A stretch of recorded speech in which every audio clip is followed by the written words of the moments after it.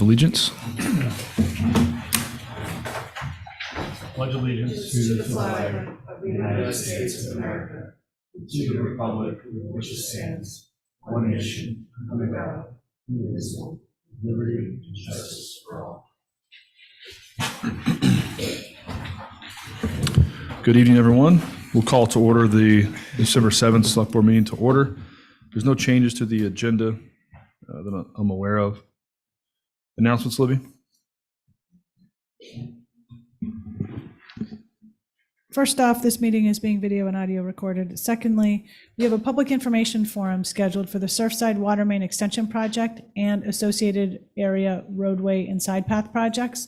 This is tomorrow, Thursday, December 8th at 5:30 to 7 here in this room, and it's also online, so people can remotely participate, and the link is on the board's agenda and also can be found on the town's website.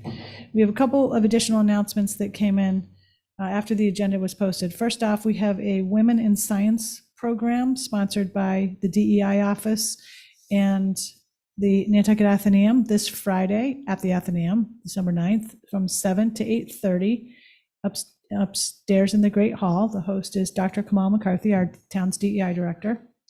Secondly, there's a COVID vaccine clinic this Saturday, December 10th at the elementary school cafeteria. It doesn't say the times, but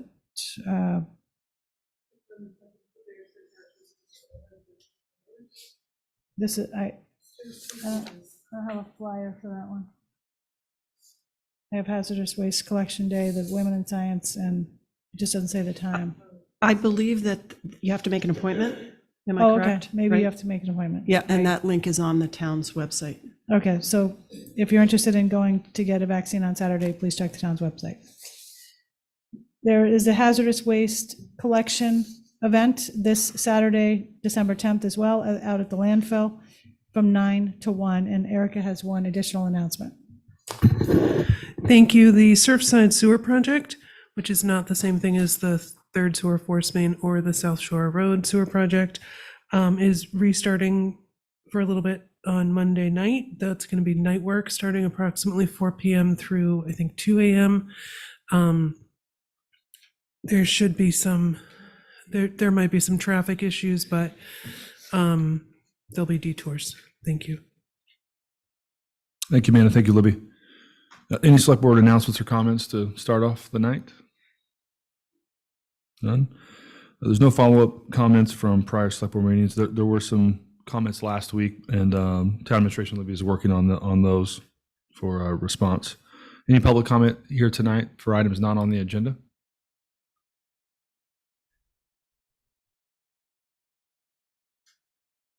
Okay. Oh, sorry. Right as I looked up. Esmeralda? Hi, good afternoon. Esmeralda for the record, Esmeralda Martinez for the record. I just wanted to announce December Delight is happening this weekend from 9 a.m. to 3 p.m. at the Nantucket High School. For those that would like to attend and participate, and it's to fundraise the class of 2023. Thank you. That's all. Thank you, Esmeralda. You have Ann? Yep. Hi, good evening. It's Ann Duez speaking. I just wanted to register my dismay and how appalled I was at the hot mic moment last week at your strategy session.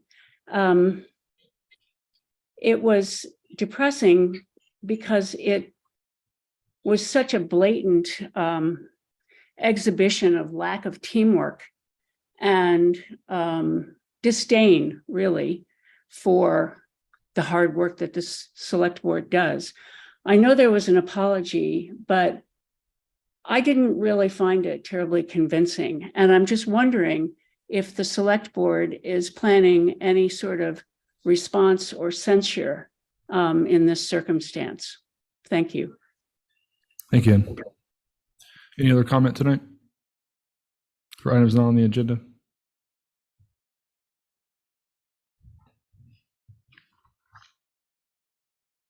There's no new business that I know of. The approval of minutes and treasury warrants. Is there a motion? Second. All those in favor by roll call. Brooke? Aye. Don? Aye. Malcolm? Aye. Matt? Aye. Jason, aye. Thank you. Consent items, gift acceptance for Nantucket Fire Department, Human Services, the Salt Marsh Center, and Natural Resources Department. Does anybody have those up? We can read them. Go ahead, Brooke. Yeah. So the gifts are $200 from Mr. and Mrs. James Cerulli to fund safe grant initiatives at the fire department. To the Human Services Department for the Salt Marsh Senior Center, $3,500 from Nantucket Energy LLC, and $50 from Maureen and Ward Dunning. To the Natural Resources Department, 100 adult oysters from Emil Bender, Pocomo Meadow Oyster Farm, valued at $200 to be used for spawning stock at the Brant Point Shellfish Hatchery, and an additional 100 adult oysters from Chuck Connors of Great Harbor Oysters, also valued at $200 for the same purpose. And in addition, $23,547 from the Great Harbor Yacht Club Foundation for the deposit on the purchase of an algae bioreactor for the Brant Point Shellfish Hatchery. Wow, thank you. Thank you for all those gifts. Is there a motion to approve with a letter of thanks? Yep, I will move to accept all gifts for their designated purposes with thanks to be sent to the donors. All those in favor by roll call. Brooke? Aye. Don? Aye. Malcolm? Yes. Matt? Aye. Jason, aye. Thank you. Citizen Department Committee request, short-term rental work group update from the facilitator. I think we have Stacy Smith here online. Hi there. Hi, everyone. Hi, Stacy. Yeah, I was asked to come on and give a little update. So last time I was here was, I think, last month, November 9th. At that time, I mentioned we'd had, I think, 3 meetings. Since then, we've had 2 additional meetings. The committee met on November 22nd in a 3-hour meeting. It was focused on reviewing initial data that was presented by Granicus. And then we met again on this past Monday in a hybrid session. So many of us were there in person, and the meeting was from 2 to 8 p.m. with some breaks, a dinner break, and we really focused most of our time on brainstorming policy elements in small groups. I do not have the summary from that session yet, but just to say it was a really productive session. And also thanks to, I guess, the decision of the select board to be open to a fall town meeting, the group decided that we will still have our public meeting next Monday, December 12th, from 6 to 8. But then we will take a break until January 17th. We'll reconvene then to review input that we get from the public input session next week. So that way we'll have some time to try and consolidate what we learn from that meeting. We've continued to have full attendance by primary members. So that's been really good. The group did have some requests for the select board. One was at the November 22nd session, there were some concerns raised about the data coming from the platforms that Granicus was pulling together, that this was a only partial view of short-term rental market on Nantucket, and there was a real interest in having data from the real estate agencies on Nantucket included in that data. I've heard since that that NARAB is interested in the town supporting a consultant that could work with Jeffrey, could work with all the real estate agencies to collect data and then work with Granicus to make sure that that information can be consolidated into a unified and comprehensive set of data points that could then inform the work group, and to try and accomplish that work by February. And so they would hope that the town could support the cost of that expert. I think the work group is really in favor of that, provided that that person is going to then work closely with Granicus to make sure that the resulting data is easy to integrate together into one data set. So that's my update. Yeah, thank you, Stacey. Any questions? Yeah, it's Matt, Stacy. Is there any estimate on what that would cost? I think there's nothing more important than consolidating the data and making sure that we are, working on something that's 98%, agreed upon. You're never going to get 100% perfection, but we've got to. Do we have any idea what the cost is and how we would go about that? I don't know. I have not had a chance to speak to, I was informed about the interest from NAREB secondhand, so I have not spoken to them yet. So I would have to get more information on that. And I don't know what role the select board would like me to play. If you would like to go directly, to have NAREB come to you directly, or if you'd like to have it come through me. I would think through you, but we can discuss that. Malcolm? Yeah, I mean, obviously, the acquisition of data is the major issue right here. There has been comments in the newspaper that the data already exists at a state level. Is that true or not true, or is that accessible?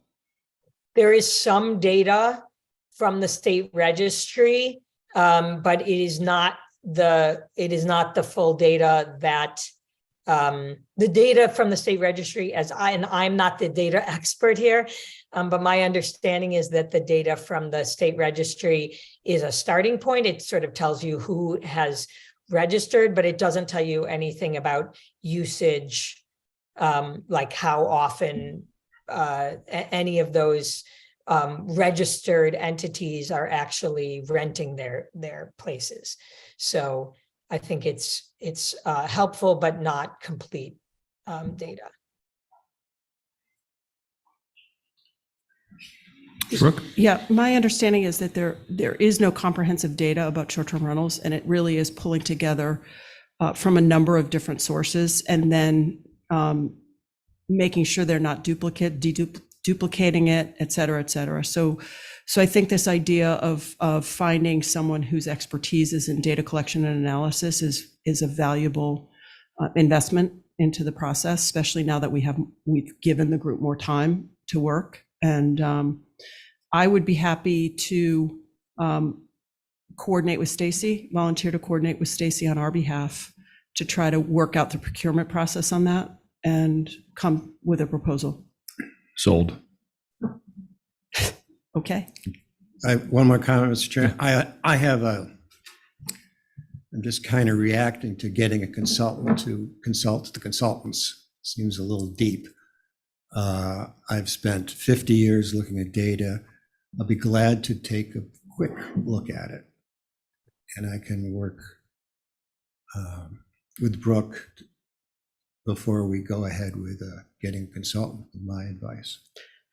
My business was data for years, so I can at least get a sense of the complexity of it and any duplication before we go running off with a consultant to consult the consultants. So Yeah.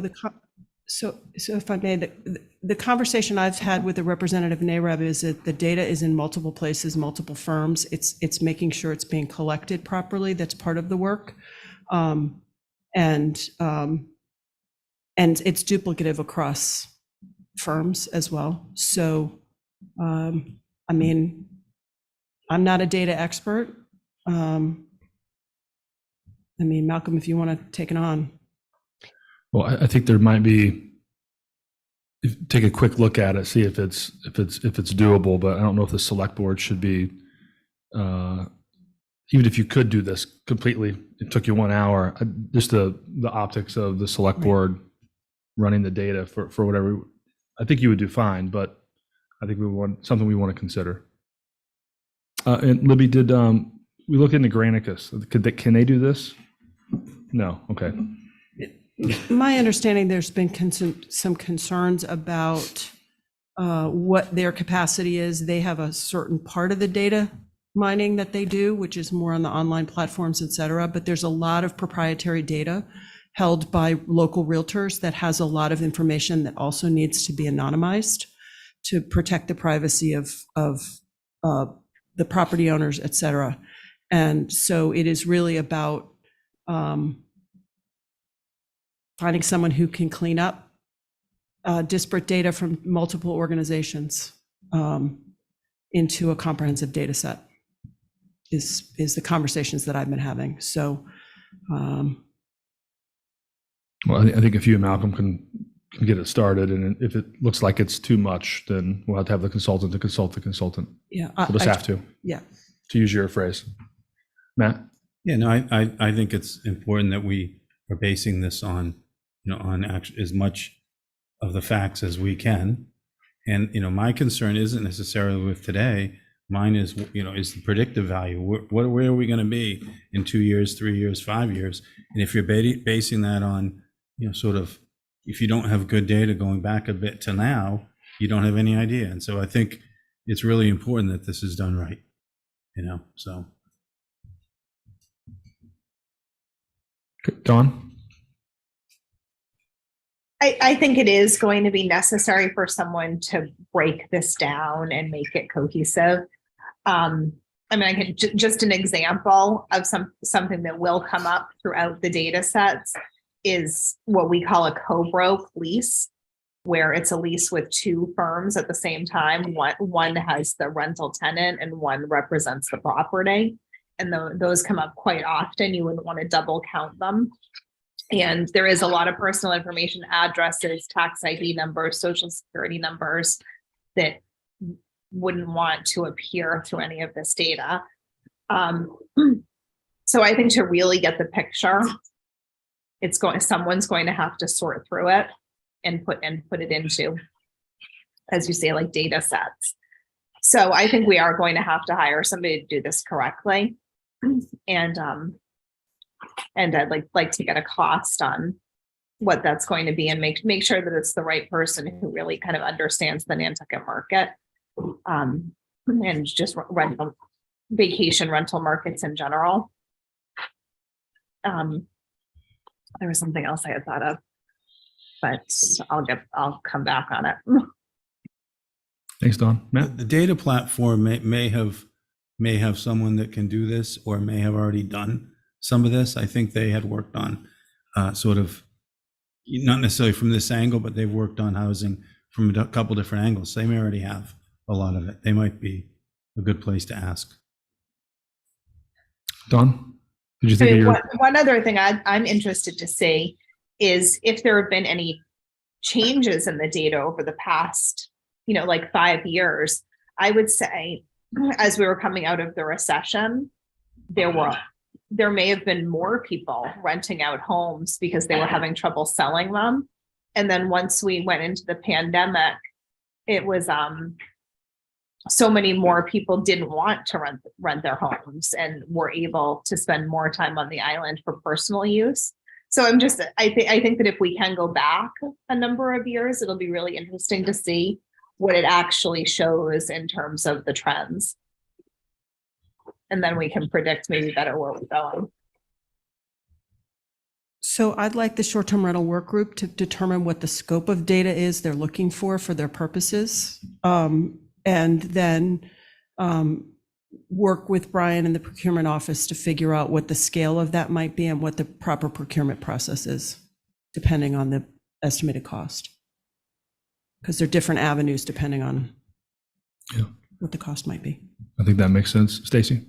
Yeah, just to say, the group has had a couple of discussions about what their key data questions are. And, we really have tried to cut back to questions that are really decision relevant. So things that are actually going to impact how people might see the choices and the decisions around policies. And so really they've talked about, they want to know things like how many STRs they are, how many bedrooms and number of bedrooms and occupancy of those. They want to know where they are on a GIS map, so they can sort of look by neighborhood on the distribution and how many in certain areas, like do they cluster in certain areas. They wanted to know intensity of use for each. They want to know like how many days each is rented, the length of the leases, the number of leases. They want to know all this information delineated by season. Particularly, they're interested in the high season. They wanted to look, to the extent that their information is there, around growth over time or change over time. One thing they thought they could look at is the relationship between sales information and data and assessor information and STR registration and use. They want information about ownership, whether it's year-round or seasonal residents or commercial entities, and to try to dig down a little bit to try and see the difference between STRs that are being used as businesses versus just registered as LLCs for insurance reasons, but really operated by families. And then, they wanted to get some information around tax revenues from the town. I think they have most of that information already, but these were really the key data questions. We reviewed them at our last meeting, talked through what things people really wanted to know and why. And I think we have pretty good agreement among the group about what is the data they're looking for.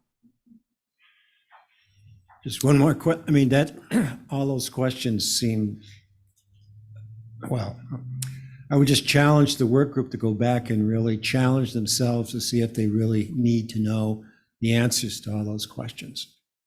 I heard about 10 or 15 questions there. We have to go back what the original purpose of the group is, or was, or should be.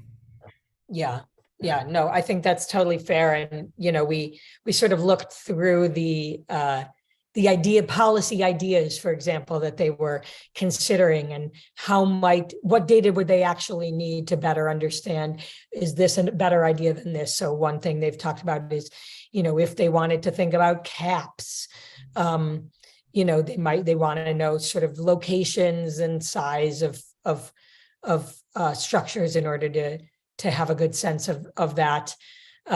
So yeah, I think that to continue to go back and test, is this going to be decision relevant data is a good point. Yes, I would just emphasize, just ask them to go back and find out what their original question was, what the original problem is, and try to focus what they want in answering that question, not every little detail. Or Yeah. We'll be talking about this next year. Thank you. I look at it slightly differently, Malcolm. I think that if they can't explain what has happened over, say, the last 5 or 10 years, then people will say, see, they don't even know what's happening. Like you have to be able to say, here's where we are, here's how we got here, here's why, here's what's happening, and here's what we think, here's what we know happened, and here's what we think, why we think it happened that way, and this is what we recommend and why. Like they have to be able to say that. And if there's anything that, if they say, well, did you look at this? And, people will ask questions. If you say, well, we didn't really look into that because we really only cared about this, there'll be arguments saying, well, it's not valid. You didn't look into it enough. So I think it's important to have a wide scope to begin with, and then, and then boil that down, but make sure you understand. I think one of the things I hear from the real estate agents is they're getting kind of squeezed from two directions. A lot of the houses are going off the market that were previously rented are now bought, and they don't go back on. And so they're getting, it's not that we may be adding houses, into the rental pool, but we're not really adding into the home ownership or year-round rental pool. And so, how has that been affected, and what is our concern going forward? That's the things that interest me. And I think we need to have that. The data will help tease some of that out, I believe. If we limit the scope, then we'll get the answer to the scope that we give, so. I'm not disagreeing with you. I'm just saying that I think we can wander off and never get back to the crux of what the original questions were.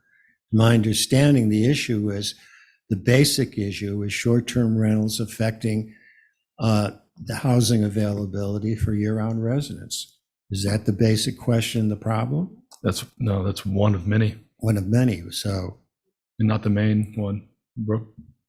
Yeah, I mean, I don't think that the questions were predetermined to this group, that they were tasked with determining what questions needed to be answered around the market and how it functions here. Well, then there In a must broader be sense. 100 questions. I just fear that this is going to go on and on and on. And I think at some point, we have to give them a little bit more direction. We'll be answering questions for years about rental, and it's going to change. I agree. I'm just concerned that it's getting out of hand. That's all I have to say. Thank you. Well, I would like to go forward with, get as much data as we can. I think we can be disciplined enough, and the short-term rental group can be disciplined enough to not get lost in it. But I agree with you, Matt. It's probably not going to cost a lot more to have a couple other data points. If they're doing the work, they're mostly probably be doing the work, whoever we choose. So do you need a decision from us at all, Stacy or Libby or Brooke? I know you're from the select board on this tonight. I think we're all in favor of hiring someone to. Yeah, so I think, like Brooke said or Stacy said, we just need a scope of work and then determine what procurement requirements are necessary and also what funding is available. Okay. All right. Stacy, anything else? No, I appreciate this, and I'm happy to work with Brooke to figure that out.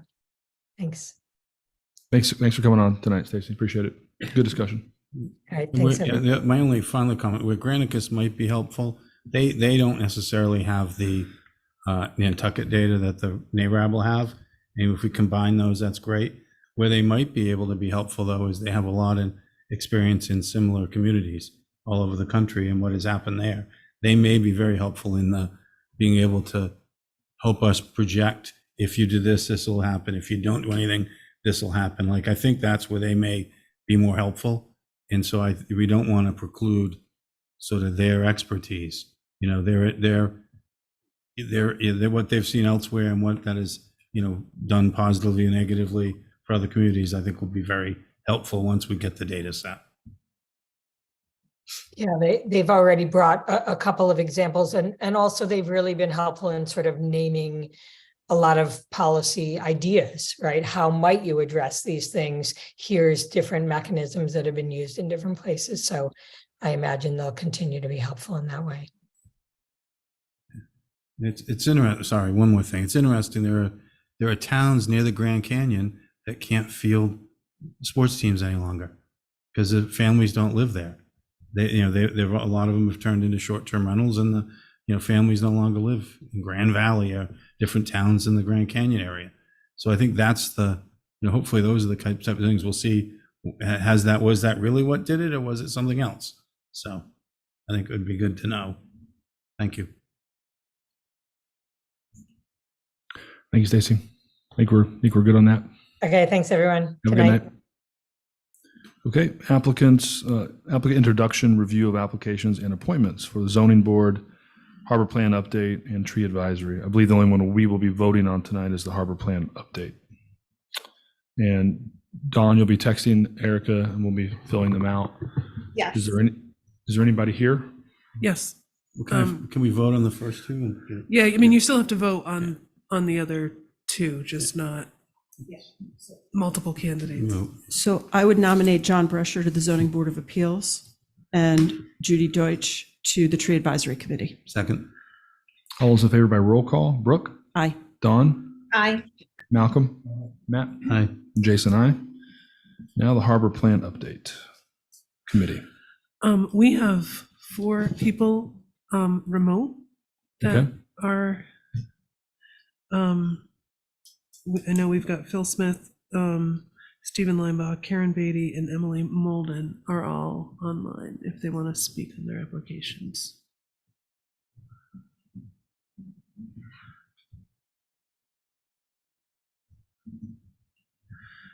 Go ahead and, do you want me to, oh, Judy put her hand up. Yeah. All right, so Emily. Hello, thank you, Mr. Chairman and Select Board members. I, as you heard, have submitted an application to serve on the Harbor Plan Update Committee. My relevant background and experience primarily consists of the work I've done with the Nantucket Land Council over the last 18 years and have been involved with a lot of harbor issues and continue to be really interested in harbor health, harbor uses, harbor access, and finding ways to update and improve our policies to balance the community's needs in all these areas. I wasn't directly involved with the last harbor plan update, but I'm somewhat familiar with the process and definitely ready and willing to work with a committee to build off of the work that was done over 10 years ago. Thank you very much.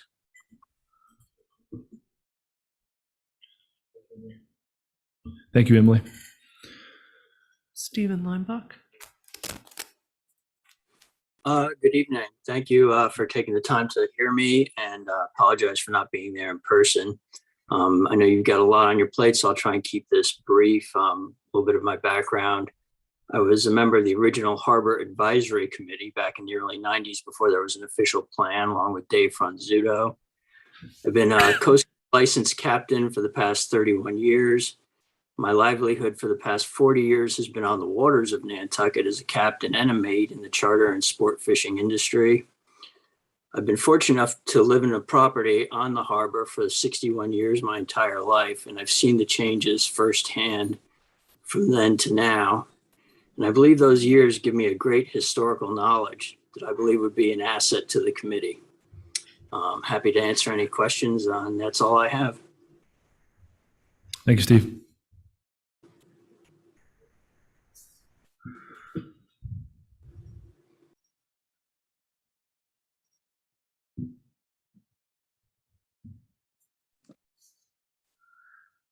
Karen.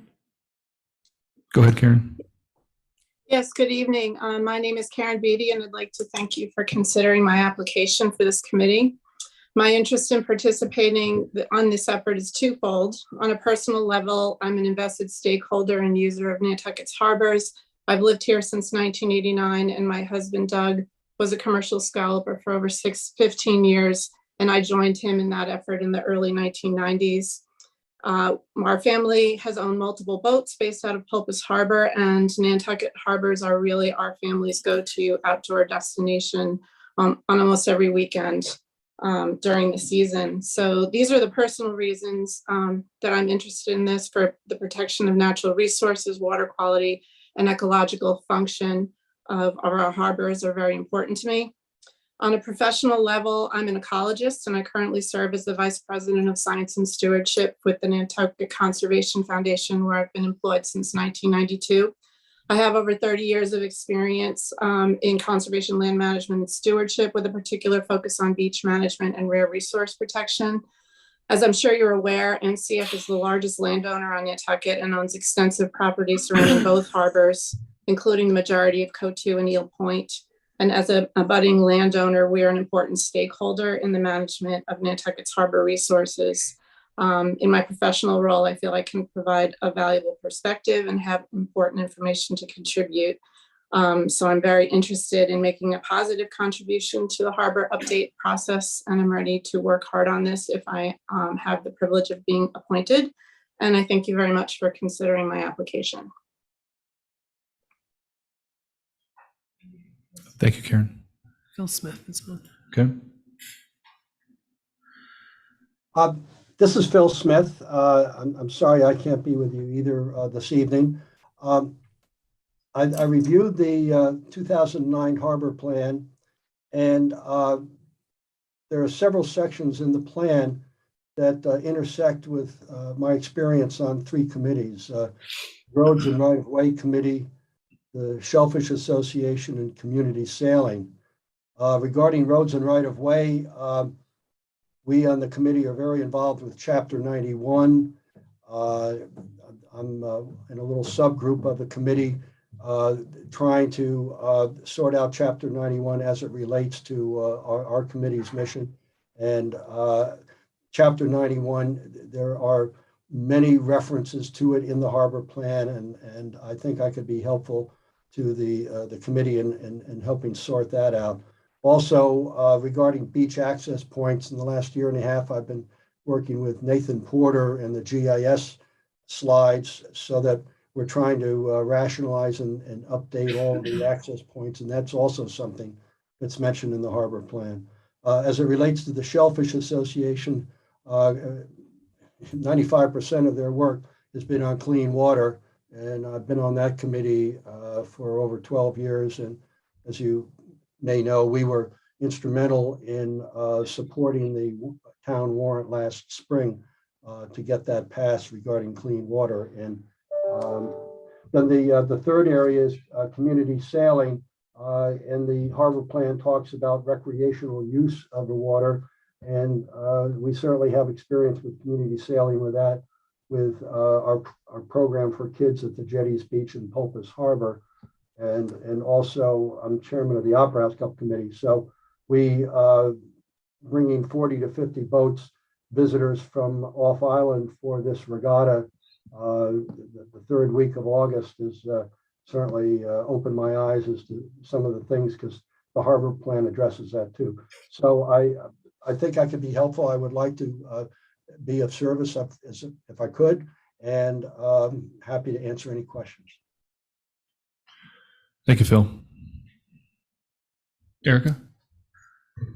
Thank you. I just received a text from Jeff Carlson, who's going to be running this committee, and he said that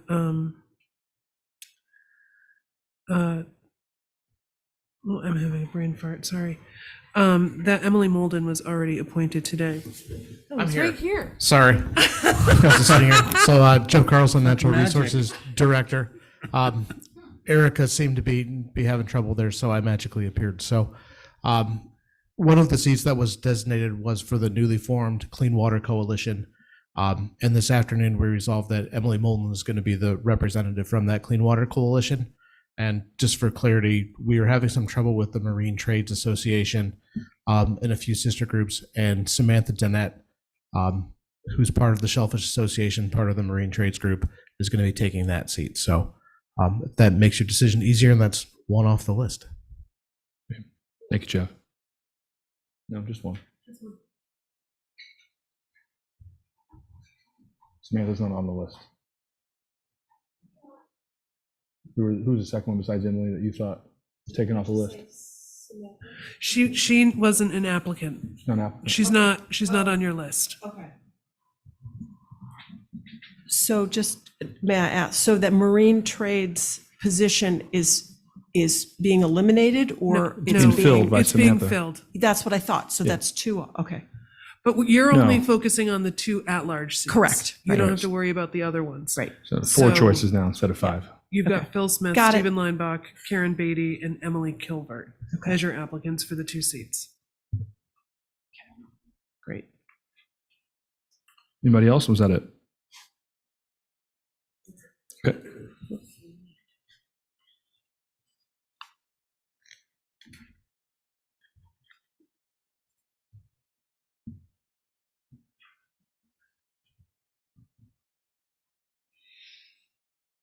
And forgot to, in the beginning of this, to disclose that Phil Smith is on the board of the nonprofit that I work for.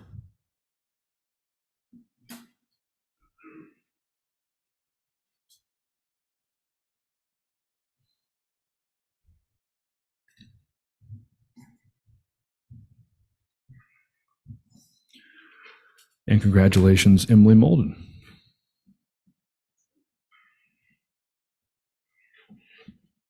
And Samantha.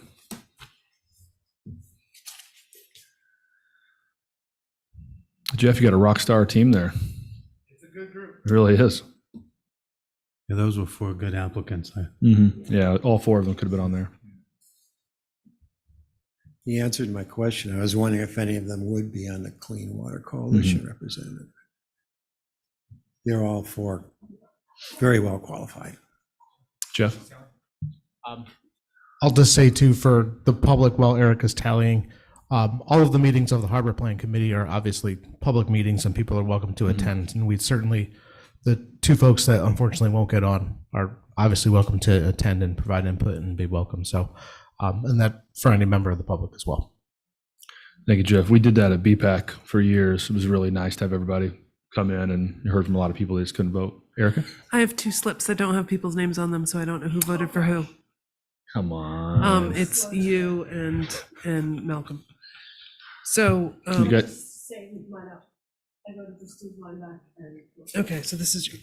Thank you. she doesn't know your handwriting yet, Brooke. The teacher can't give you a grade if you don't put your name on it.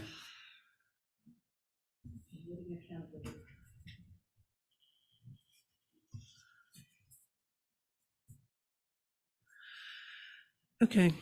The chair voted for Phil Smith and Stephen Limbach. Ms. Holgate voted for Stephen Limbach and Karen Beatty. Mr. Fee voted for Phil Smith and Stephen Limbach. Dr. McNabb voted for Phil Smith and Karen Beatty.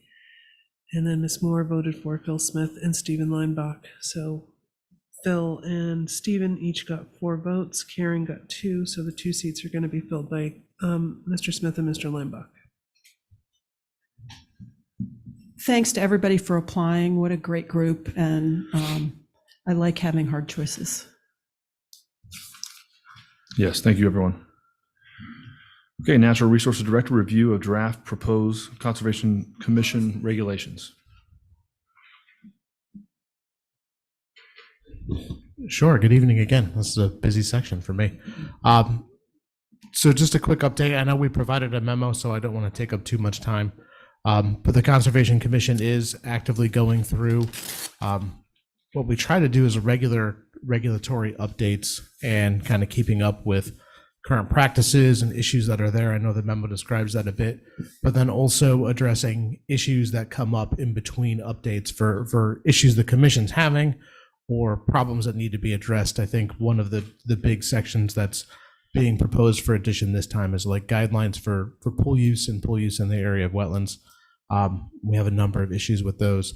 One of the other areas that we've added in this time, we get a lot of questions about vista cutting and viewshed management, is instead of just telling people no, creating a best management practice guide to say this is how you do it and how you do it responsibly, and getting that put into the regulations.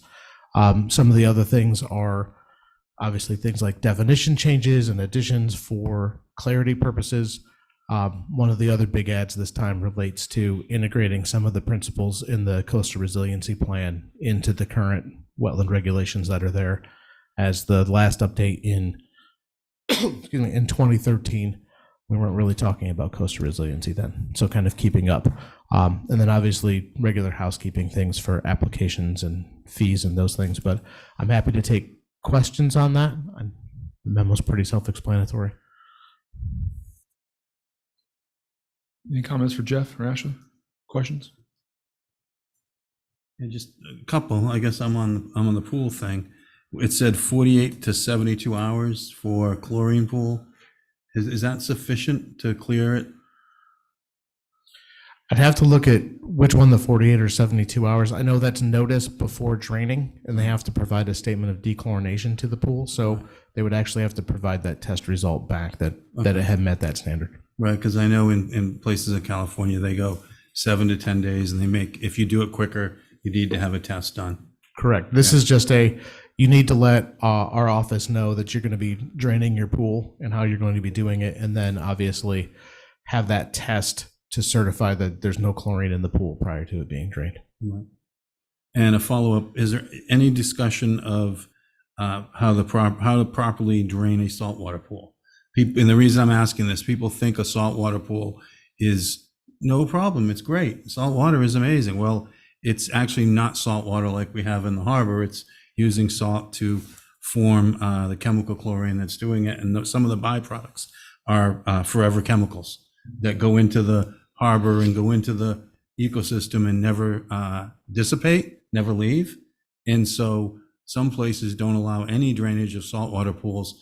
They require, this is in Iowa and California again, they require you to tanker all of that out to a treatment plant. And so people are under the impression that salt water is great. It's actually the opposite, I believe, at least my research has found.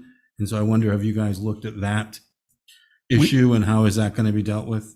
We certainly have. We've looked at it here, and I know we contemplated a little bit in the proposed illicit discharge regulations that you guys have reviewed, where providing that test result and those testing results for saltwater pools is also critical, because we 100% agree that it's not, the 32 or 33 parts per thousand of salt that the harbor is it's using salt as a chemical engine to get to chlorine to deal with that. So it is something that we do look at and still require that testing, but I think there's still overall a little bit to go, probably through the illicit discharge path, to deal with saltwater pools a little bit more specifically. And will you test for more than chlorine? Will you test for more than chlorine if you do that test? Will you test for the forever chemicals, or will it just be chlorine again? So we're trying to test for whatever anticipated contaminants there possibly could be. All right, as long as we're doing that, because I'd hate to, the chlorine could be gone, but whatever the bad stuff that other places are finding. Oh, absolutely. Yeah, okay, good, thank you. That's really good stuff. If you don't mind keeping me up to date, the Board of Health years ago talking about pool regulations, discharge regulations, and you just said we have those pending?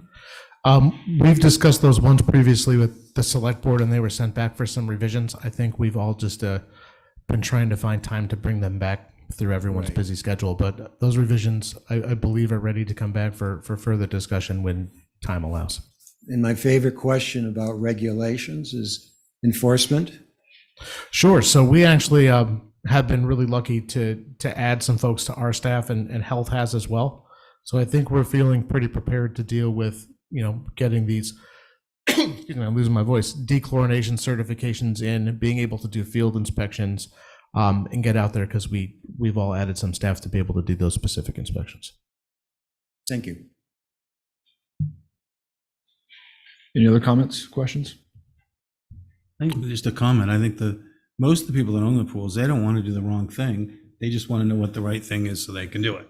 And I think that's I think we're all working that way, the understanding that what's the right thing to do. So. Yeah, and I think our example of that, again, is those viewshed guidelines. Instead of people taking it into their own hands, let's tell them how to do it right, instead of leaving it without those suggestions. One question, Jeff. What do you think is the most significant change, most impactful in these changes? In these changes, the most significant, I think all of the additions to reflect the coastal resiliency plan updates, and really starting to look in how we are conditioning and permitting projects in areas of vulnerability to ensure that we're trying to enable those properties to be successful, I think are probably the most important adds that we have in this set. And to really start including, discussions and regulatory discussions about sea level rise and climate change and how to make a more resilient community, I think is really critical for the regulations on Nantucket. Great, thank you. Yeah, one was doing the average of like 100 years, 150 years, and you're changing it to, or a shorter period, so if they're finding there's sea level rise is happening more quickly, it could change it slightly. So I thought that was a good idea. Yeah. Because if you look at historical, it might not show all that much, although the South Shore shows 300 or 400 feet, but it might not show that much in some places. But I think averaging it over a shorter period might actually show that it's happening quicker than we thought. So I think that was I think having two different options there was smart. Dawn? Is the change from the 25-foot buffer to the 50-foot buffer reflective of the coastal resiliency plan? Is that where that's coming from? I'm noticing that it's doubling, which seems Sure. Some of it is in some of our resource areas. Some of it is kind of reflectant of a lot of what we're seeing other researchers, not just on Nantucket, but elsewhere, investigating impacts to resource areas, and a lot of publications that reflect that. Again, in our process, the commission has just been workshopping regulations. They'll require, obviously, council review at some point to make sure that everything in there is legal, and then we'll still have public hearings. So it's a point of discussion that a couple of commission members brought up and provided some supplemental information to kind of justify that opinion. But I think there's still some public discussion for what that will ultimately end up being, or maybe something to expand. But I think for some of our resource areas like salt marsh, where there's a really concern for resiliency and protecting those salt marshes, some of the increase in the buffer zone is to ensure that they have the ability to migrate and also to protect them better in those sensitive areas. Just one other question. Are we going to have a process where it will be legal on properties that are on sewer to do the pool drainage into the sewer system? That is a better question for David Gray, unfortunately. I'll have to ask him and get back to you. Well, that's fine. Thanks. And just to follow up on, yeah, and Don, that would be a really great way to do it if we could, especially for saltwater pools, because I don't think we have enough tankers to drive around and drain them all, so I think that's, something to work toward. Absolutely. Yeah, we don't want more trucks if we can avoid it. No.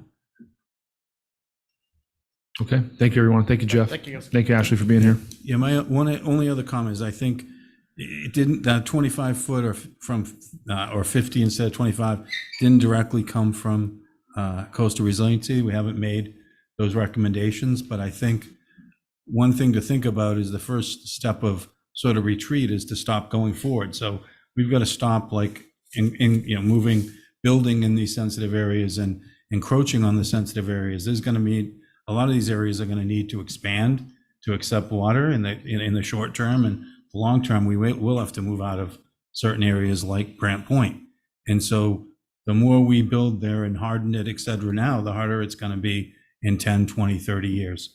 So I think, sort of moving that way now is the first step of not going forward in my mind.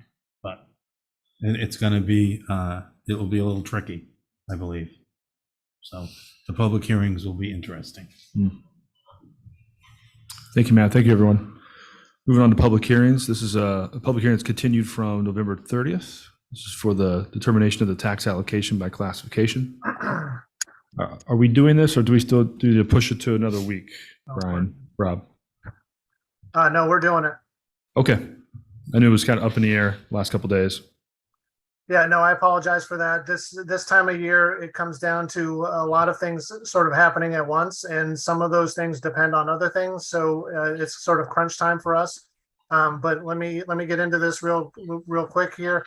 So as you know, every year in towns and communities across the state, the select board or whatever governing body exists there holds a public hearing to determine a tax allocation by classification to decide whether to adopt a residential exemption and the percentage thereof, and whether or not to adopt a shift of a portion of the tax allocation from the residential class to what we call the CIP class, which is the commercial, industrial, and personal property class, within limits established by the Massachusetts Department of Revenue, the DOR. Valuations for FY23, which we are in now, are derived from real estate sales which took place during calendar year 2021. We all read and see the same newspaper stories, so I don't think it's a secret to anybody that 2021 was the highest dollar volume year in Nantucket real estate history, with approximately $2.3 billion in sales changing hands. With this overheated, red-hot real estate market driving values up, residential values increased by about 24% on average over the prior year, while commercial values increased a slightly more modest amount in the range of 10 to 15% on average.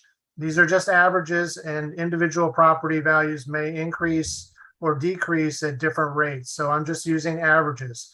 The total value of the residential class on the island right now is just over $29 billion, with the commercial, industrial, and personal property class at just about $2 billion. Class allocations for fiscal 23 are based on these valuations prior to any shift, and result in 93% of the total value being residential and about 7% commercial. These percentages by class are based on the full and fair cash value as approved by the Department of Revenue. And these percentages determine how much of the tax levy each class is responsible for paying. This is to say that prior to any shift, the residential class is on the hook for raising 93% of the tax revenue for fiscal 23, and the commercial, industrial, and personal property class for about 7% of the tax revenue.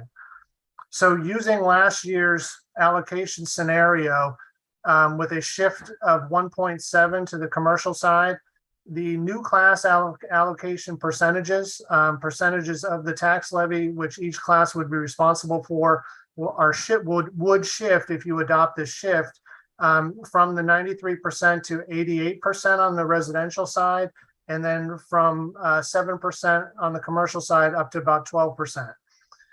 So despite a huge increase in property values, this scenario with the 1.7 shift only increases the average residential tax bill by less than $100. And again, this is an average, so individual tax bills may vary.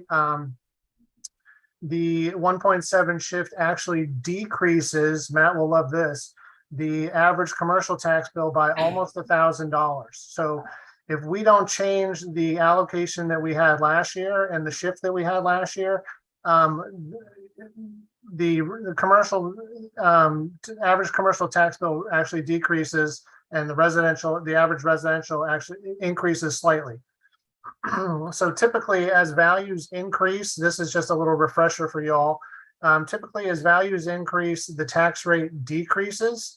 So last year in fiscal 22, tax rates were $3.74 per thousand for the residentials, and $6.40 per thousand for commercial, industrial, and personal property. This year, we're at the final stages now, but if nothing changes as we finalize our DOR approval over the next couple of days, the tax rates for 2023 would be $3.20 thereabouts for residential and $5.44 for the commercials.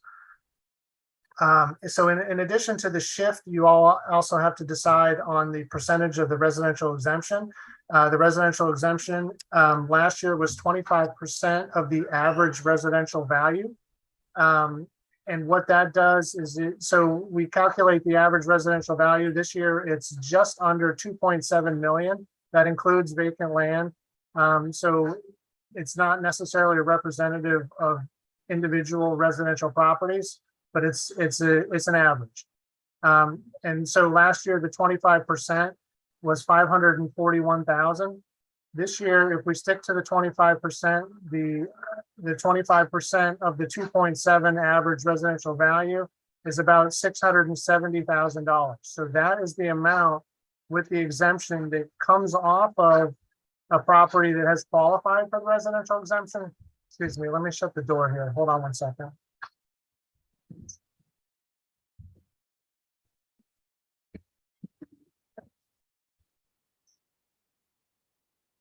About that. So, the way the residential exemption works is we have an assessed value. The exemption amount comes off of that, and what's left is what the person who is qualified for the exemption is taxed on. The allocation scenario of the 1.7 shift with the 25% residential exemption that has been in place for the last several years is near the top end of the range that is imposed by the DOR, where they only allow a maximum shift of 1.75. and a 35% exemption. So we're up, you know, we have a little bit of room to go on the exemption, but the shift is up near the top. And, you know, at this point, there does not appear to be a need to tweak it. You know, commercial, usually you would shift from the residential side to the commercial side if the you know, the residential side is going up and you need a little help with that on the commercial side. But in this case, what we're seeing is the commercial side is actually coming down. So increasing the shift wouldn't change that. It would actually, you know, it would change it slightly, but not noticeably. And that's kind of where we are. So, you know, it's your task tonight to adopt a shift if you'd like, or adopt a residential exemption if you'd like. We haven't, you know, I'm not supposed to make I'm sort of treading lightly here because I'm not supposed to make recommendations. But the shift in the percentage of the exemption have remained steady over the last couple of years. And I think it's working for us. We are going into a island-wide reval next year, which is a 5-year deep dive into everything that I do in my office. And that may be, if it comes to it, it may be a good time to tweak things a little bit if necessary. But at this point, I mean, it doesn't appear to me that needs to happen yet. So it's really up to you all how you want to proceed. Thank you, Rob. Any questions, comments? Yeah, just Matt. Rob, this is Matt. Just a quick, if we did a 20% versus a 25, is my math right? Would the residential exemption people still be getting 540, give or take? Yeah, let me double check your math.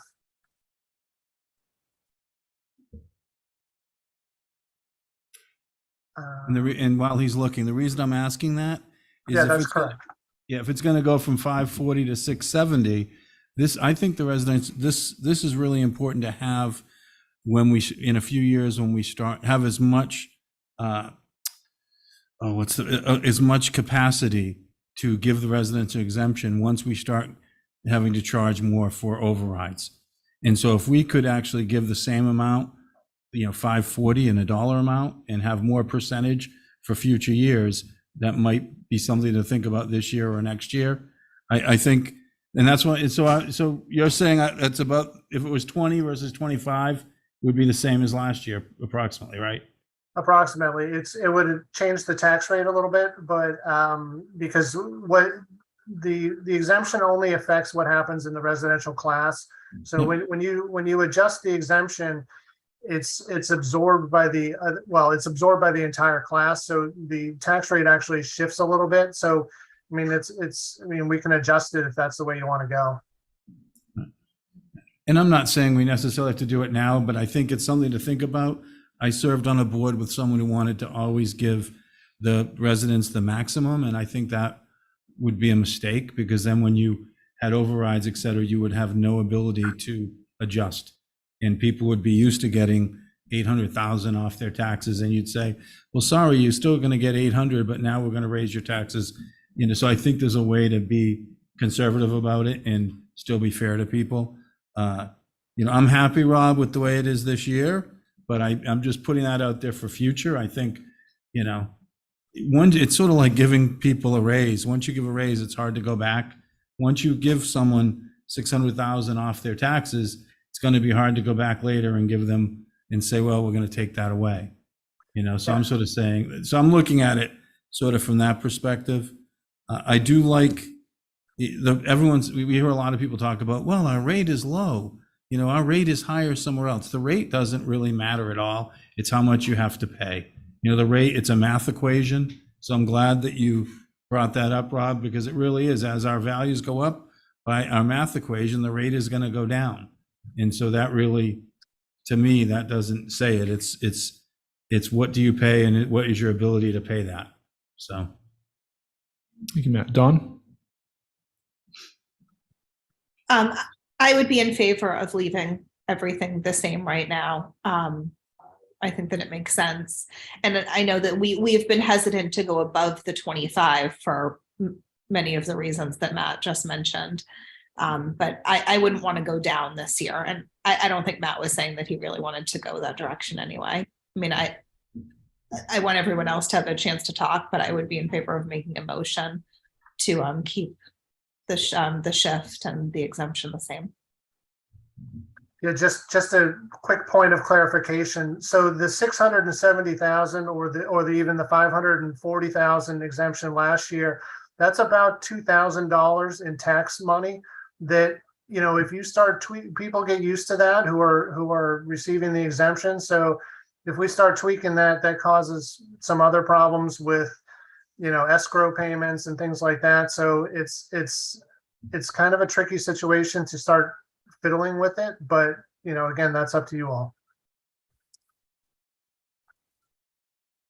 You know, comments on the board before we go to the public. You go to Rick Atherton. Oh, he just took his hand down. Oh, now it's back up. Jason, I clicked the wrong button. Go ahead, Rick.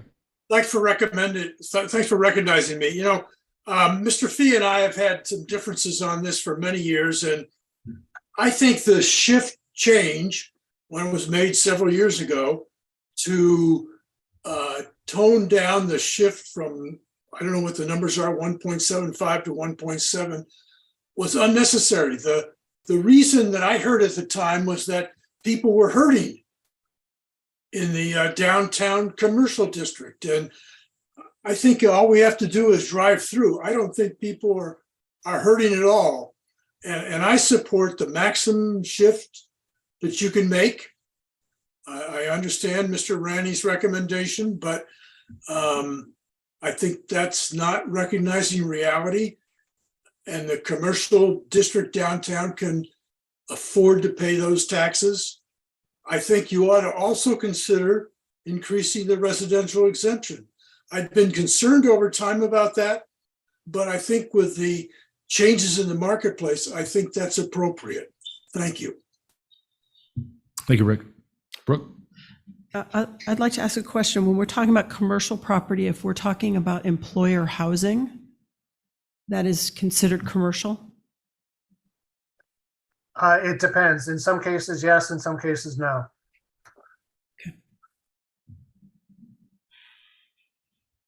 Matt? Yeah, and Rick and I go at this every year, every couple of years, Rick, it's fine. I think it's not just the businesses downtown, any commercial property on the island, and a lot of the commercial properties that you see right now, they are struggling. They are not, you know, in order to run a business here now, you've got to, you know, you're lucky if you own the property. If you don't, you're renting, and you still are paying triple net taxes. So you're still paying you're still paying the triple net, you're still paying this, it's a pass through, but you've got to have employee housing, and you've got to have, there's a lot of expenses. And so I think, and there's also a lot of businesses that are paying residential that are truly businesses that are paying residential. So it's a fairness issue.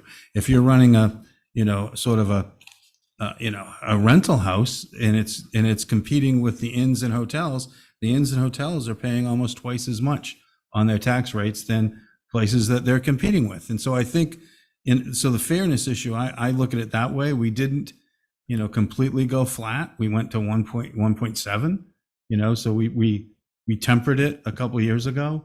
And I think where we are now is we're in a good place. We're in a good place for a bunch of reasons, but we should be thinking about it going forward. Because if we did what Rick is saying and did the maximum for the residential exemption, people would be expecting that and would build that in, and people get a lot of break on that already.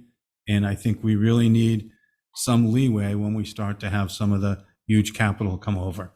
When we start to have some of that huge capital come into the budget, I think residents are going to actually need that break so that it doesn't swamp them. So what I'm suggesting is, you know, approve Rob's and think of the future, you know, think about some of these slight tweaks in the next year or two to set ourselves up, because we're going to talk about the capital budget coming up, and it's 250, million or some huge number over the next few years. We have to make sure that we are planning for that. Thank you. Matt, go to charity bins. Oh, good evening.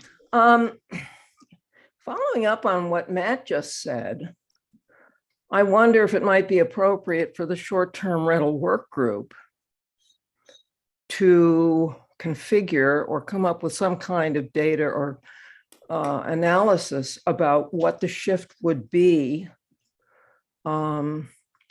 if some of these short-term rentals, particularly if they're commercial activities, were reclassified, and some that may not be now, but some that are, and it might be of interest to them. Thank you. Thank you, Charity. Where is the board? Are we ready for a motion? Thoughts, Malcolm? I agree completely with Matt. We have to look at the future, be prepared for it. Keep it the same.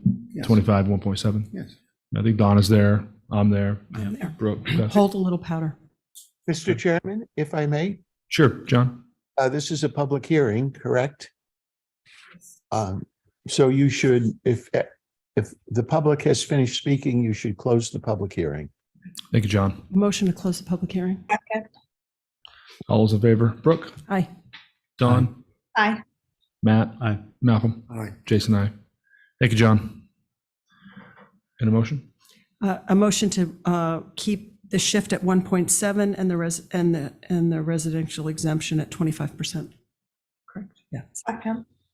All those in favor by roll call? Brooke? Aye. Don? Aye. Malcolm? Aye. Matt? Aye. Jason, aye. Thank you, Rob. Thank you all. Appreciate that. Yep, thank you. Town managers report?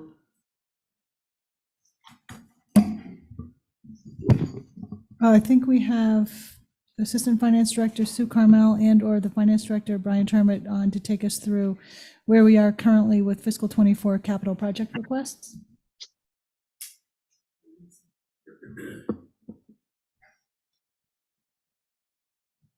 We do. Thank you, Libby. Thank you, Mr. Chair and members of the Select Board.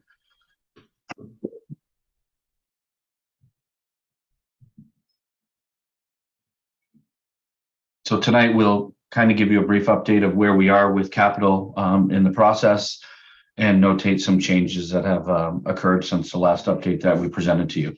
Next slide, please, Erica. So we continue reviewing the general fund and enterprise preliminary requests, debt exclusions. We have a discussion in the packet also on the out year potential debt exclusions and any unknowns in the capital improvement plan. Next slide, Erica. So as you we previously presented to you in October updates to the Select Board, the Capital Program Committee. We've continued to make refinements to some general fund requests and a few outstanding enterprise fund requests. And the Capital Program Committee review is nearing completion. And we've worked extensively with the software provider to help automate a good portion of the report that the Capital Program Committee produces at year end which hopefully will make that process a little easier and smoother and get it to everybody a little quicker. Next slide, please. So just some changes since the last report that we gave you that have come out, discussions with the department heads and some capital items. So previously we had a $50,000 request in capital for electric vehicle charging stations. We've increased that by 50 to a request for now 100. The paid parking infrastructure has been removed and at this point, as we continue to try to refine and understand what that program will look like and what the needs will look like. The request of the fire chief, we had originally put in a self-contained breathing apparatus refill trailer. He has since decided that at this point, that's not something that we should pursue. It may come back in a different itineration in a future year, but at this point, he said that we're okay with the capital and with the self-contained breathing apparatus. Marine Department has a request to add town pier floating dock replacement. This is $2.58 million. This was the work in the bid alternates that we did not have funding previously. It wasn't an out year, but we've since been informed that the Marine Department may be in the running for a grant, which would potentially necessitate having the funding committed to be able to get that grant and start the project. So we are moving that into fiscal 24. Excuse me. Subsequently, as we continue to try to understand what's going to happen at the Washington Street parking lot with potential consolidation of municipal buildings and whatnot, we have moved out the potential parking lot reconstruction to fiscal 25, which reduced this year's capital request by $2 million. Excuse me. The Parks and Recs director, upon further investigation with the security cameras and lighting requests, determined that we needed an additional $20,000 to be able to pursue that project. So we have put that has been changed from 50 to 70. There was a recategorization, excuse me, from DPW transportation for Millie's Bridge to the coastal resiliency portion of capital that has no impact on cost. We did previously have the Wawinit multi-use path in fiscal 25. In discussion with the transportation coordinator, Patrick Reed, we've also learned that they are in the running for additional grant funding for the construction of that path, which would necessitate us having the funding available require a request for the funding at the 2023 annual town meeting. That estimate right now is $3 million. It is still being refined. The airport, I believe they may actually be here and may want to speak a little bit to this, Mr. Chair, but they have decreased their request for the housing development at Nobodier Farm Road by $1,245,000 based on some changes that they think are necessary at this point while they continue to relook at the project. The cost of the van for Island Home has increased by $22,000. And as we move to implement potentially a stormwater enterprise fund, the sewer department has requested moving the utility truck from fiscal 25 to 24. That would require a $200,000 capital commitment, and review of the potential improvements to the Silver Street parking lot has updated the costing information, and we can reduce that request by $250,000. Next slide. Mr. Chairman, I don't know if you want me to take you through every 24 request again, because I think you have seen them a couple times. If there's any questions on them, I'd be happy to answer them if that's okay with you. I think that makes sense. Thank you, Brian. Okay. So we can, thanks, Erica. Next one.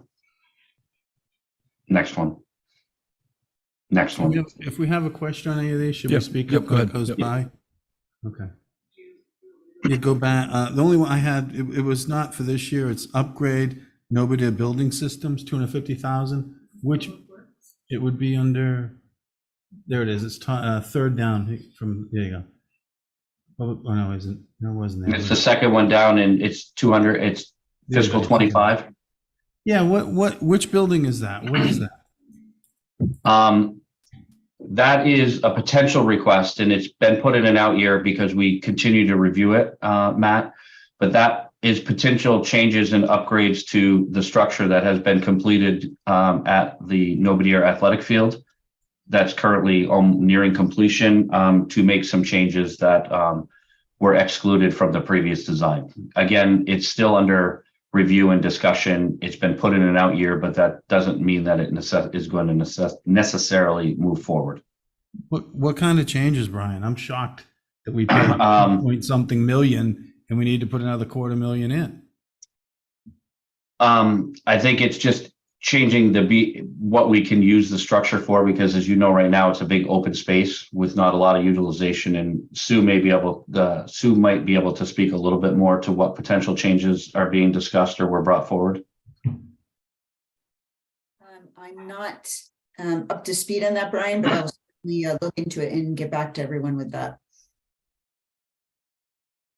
And then so yeah, I'm happier every day that I voted against that. When I see that number, I smile even more. What is the Tom Nevers berm? What is that?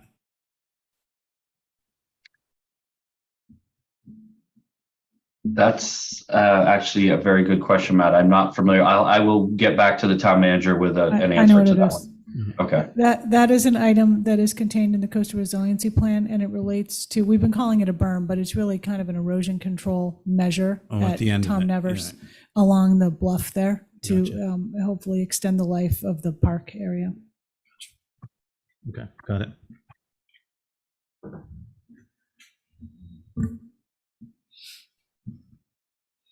Any other Good. questions? One individual? Yeah, I'm psyched to see Well Win It bike path coming up a year. That's great. And hearing there might be money. And it's, so.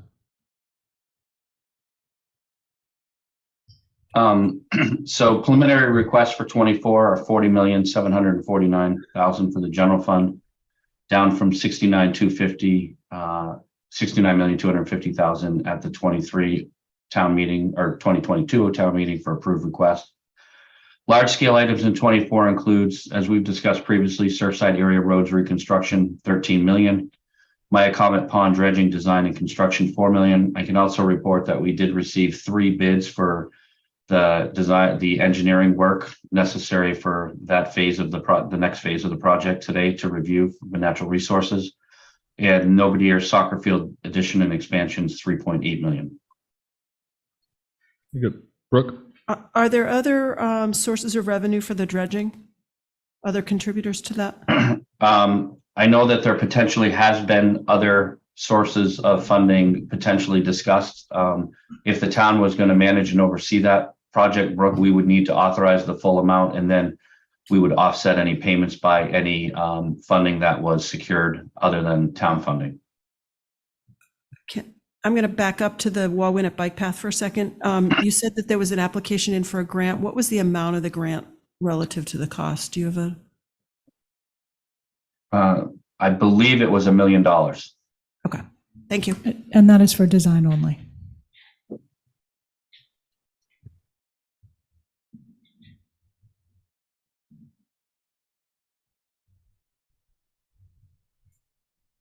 Next slide, Erica, please.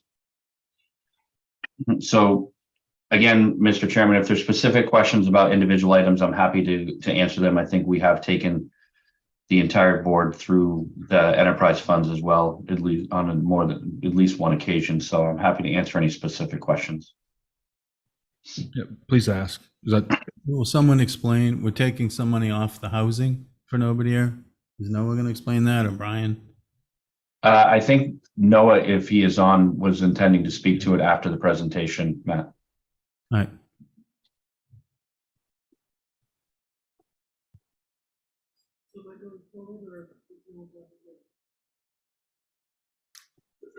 Up to you, Noah. If you just want to address it now. Yeah, I didn't know if he was in the audience. Sorry, Mr. Chair. Yeah, he's here. Sure. Thank you, Mr. Chair, and thank you, Brian. Thank you for fitting us in the chance to address this. Very briefly, we began with a dormitory-style building and a duplex, but we faced escalated costs, so we cut the duplex out of the project for now. They were really getting away from us. That is the answer. We cut the duplex out. But very briefly, the purpose now is for 8 single rooms in a dormitory style building with a manager's apartment to house seasonal staff, possibly a full-time person in the manager's apartment. Our current seasonal housing is a 1949 era, the Thompson House. It's an uninsulated, rambling cottage, and it would be more suited, we believe, in the future to redevelopment for senior staff housing. The need for the airport seasonal staff, we have a longer season now than we used to. We go to Stroll, it's colder, we start earlier. Our seasonal staff performs a key FBO support role, fueling and parking aircraft, supporting private aviation, and the economic output that generates. We have a very difficult time operating the airport and meeting our aviation demand without a seasonal staff and a location to house them. We believe focusing on this portion of the work, it's a better definition and immediate need of the problem without taking on a vacancy risk associated with attracting senior staff. It's also an opportunity to move staff closer to the airport operation and free the Thompson House, as I mentioned, for more appropriate staff housing. I do have 2 figures through Erica. I can supply them to the select board. Thank you. Yeah, where's the Thompson, sorry, where's the Thompson House? Where's that located? It's at the far west end of Matacasham Valley Road. Gotcha. Okay.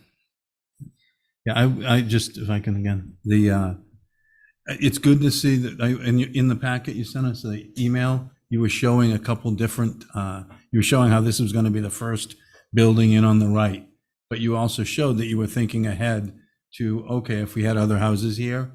And my comment on that, which I think is great, like you're looking ahead, I think the demand will be there. I think the forms that you should be mimicking are right next door at the meeting house. The people that live there that I know have been really happy. They have, instead of having housing in the middle of it, they've got a green space and they're more dense, but than you are showing them on your plan. I think you could make it a little denser and then still have a green space and have the appropriate level of parking without having a bunch of parking lots. You could do it similar to next door, and I think it would fit the island and fit that place really well. So, but I'm glad, I'm looking, saying it's good to see the master plan, and good to see you thinking ahead. And I think there's a lot of potential there over time. And I don't think, if you can find a way to do it, I think it'll be a moneymaker for you. I really do. I don't think we're not going backwards. There's not going to be more people to hire in a few years, so. Thank you. Any other questions for Noah? Brian, over the last 2 years, the capital program committee wasn't in favor of this housing, or maybe wasn't in favor, but just it needed to process it a little more. Does it change now with a decrease? I think at the meeting last week, the committee was generally pleased with the change, the directional change at this point. I still think that there were some questions about the long-term view of what the rest of the site would be used for. But I think the comments were generally positive last week, Mr. Chair, and I think that there'll be probably a robust discussion after people have completed their RORIs or rankings on this particular project. Great. Thank you, Brian. Anything else with the airport? Yep. Yeah, I think we're good. Next slide, Erica. Please. So yep, okay. No, you're good. I'm sorry.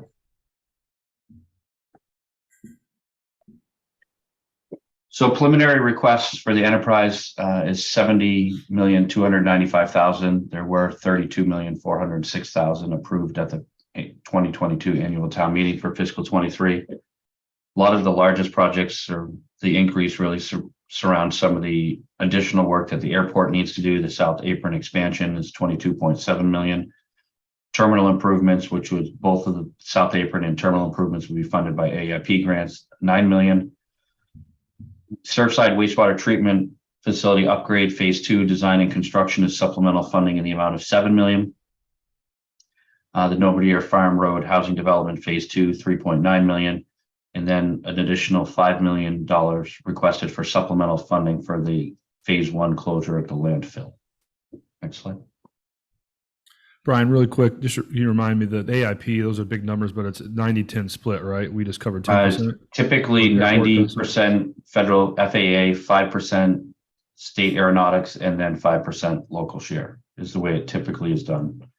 I think usually once the final report comes out, we know how much of that $70 million will come from sewer rates or AI, the covered by AIP. Yeah, we will have, when the final report comes out, it'll also include the recommended funding out source. Okay. Next slide, Erica, please. Thank you. So for fiscal 24 potential debt exclusions, we've internally discussed the need for debt exclusions related to Surfside area roads reconstruction, that the $13 million. Supplemental funding for the landfill closure phase 1. You'll recall that $14 million was previously authorized debt exclusion. Maya Comet Pond dredging, $4 million, potentially a debt exclusion, and then Novardia soccer field additions and expansions, $3.8 million, potentially would be a valid question as well, for a total potentially in fiscal 24 of $25.8 million in debt exclusions. Next slide, please, Erica. I think this is where it gets, much larger, as Matt was mentioning. In 25, potentially 50 million for Island Home. Some portion of the municipal office building, which is estimated at 56 million. The intermodal transportation center at 23 million has been listed as well. And then the public safety auxiliary building, which is estimated at 5 million now, as we've waited a couple of years to bring that back. Potentially in either 25 or 26, the new senior center for 30 million as an estimated cost of construction. We also have the public works new campus construction and 18 million. Potential need for a new Wisconsin fire station, 7.8 million. Continuation through fiscal 27 of the Parks and Rec master plan implementation, 22.5 million. And we have out in fiscal 32 a new middle school for the Nantucket Public Schools, and that estimate has been estimated at 50 million for potential in the next 10 years, $262,350,000. Next slide. Some unknowns that are in the works, but certainly could have the potential to impact funding in various years and how we put the entire plan together on the out years. The comprehensive plan for relocation of Baxter Road, what the ultimate scope of any additional PFAS remediation looks like.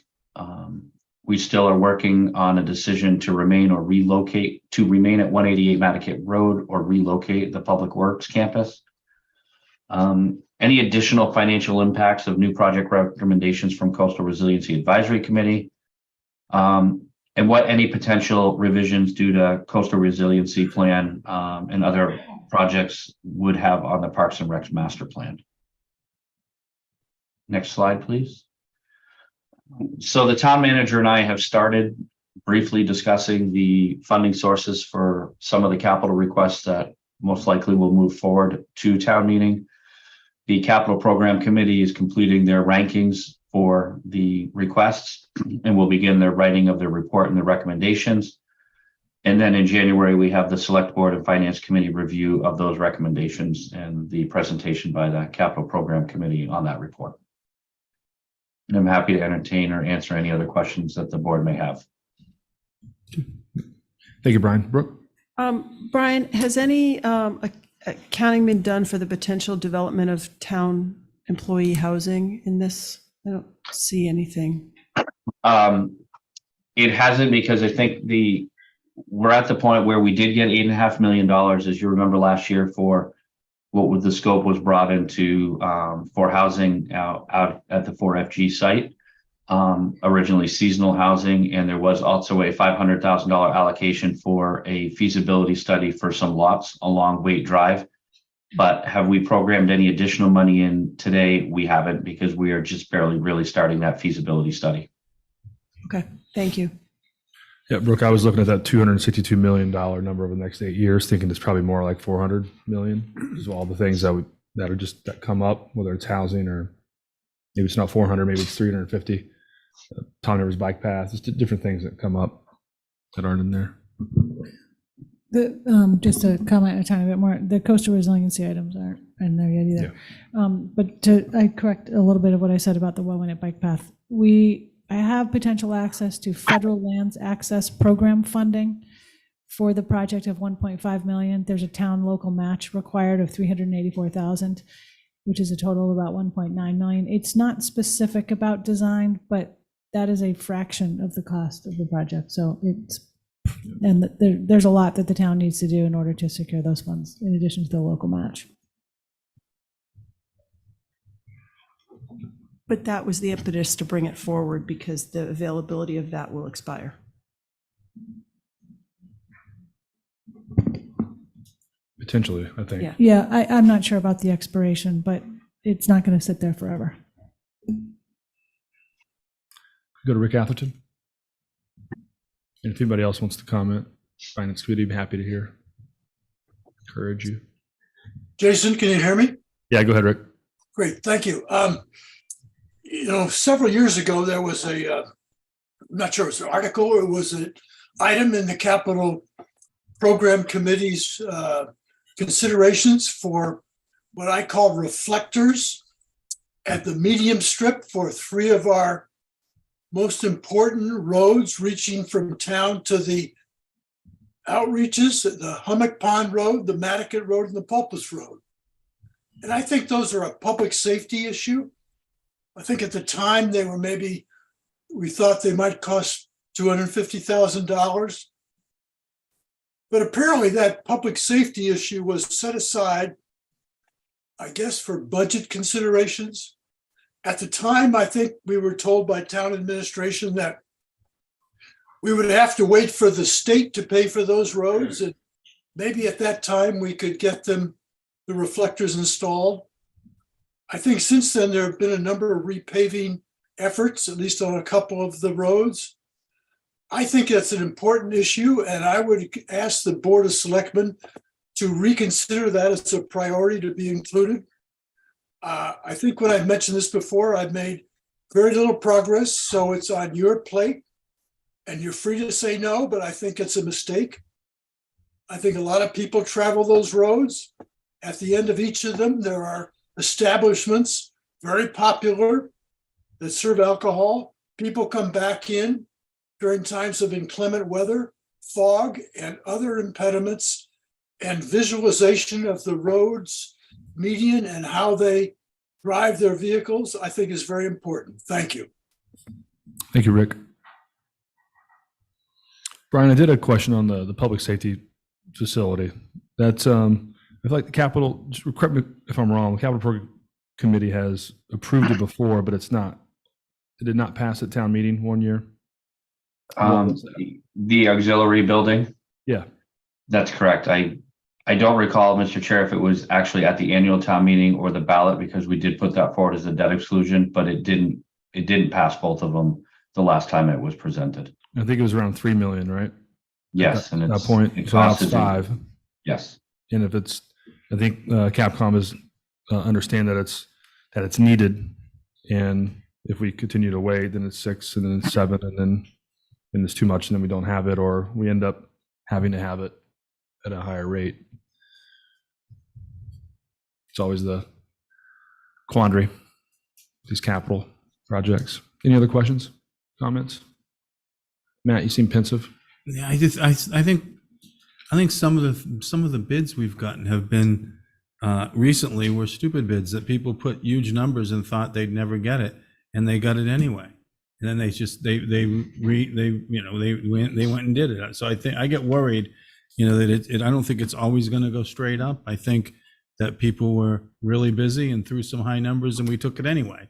And so I think we might be surprised. I think that the town, with interest rates going up and the things that are going on in the real world right now, we may see a time. There may be a positive time to be building here in the next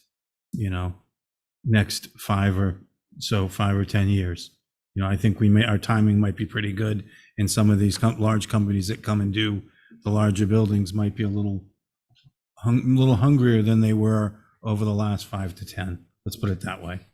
So, I've built in a couple downturns and done really well. So if the town is positioned to do those projects, when the economy is hurting a little bit elsewhere, I think we'd be smart.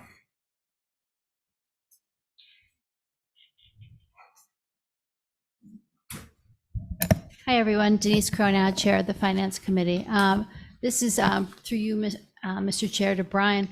Brian, when we do our review of capital during the budget season, it will be helpful for looking at the last couple years of capital spend and where we are on some of those projects, just to make sure that as we talk about the budget, I know it's embedded in some of the information, but it will also be helpful for us to also just see how we're doing, because we're always looking forward, and it's always nice to know how did we do up until now. So, and we have our review of each individual department's budgets as well as the enterprise funds in January, and that's really when we have our discussion around the capital items. So thank you for this.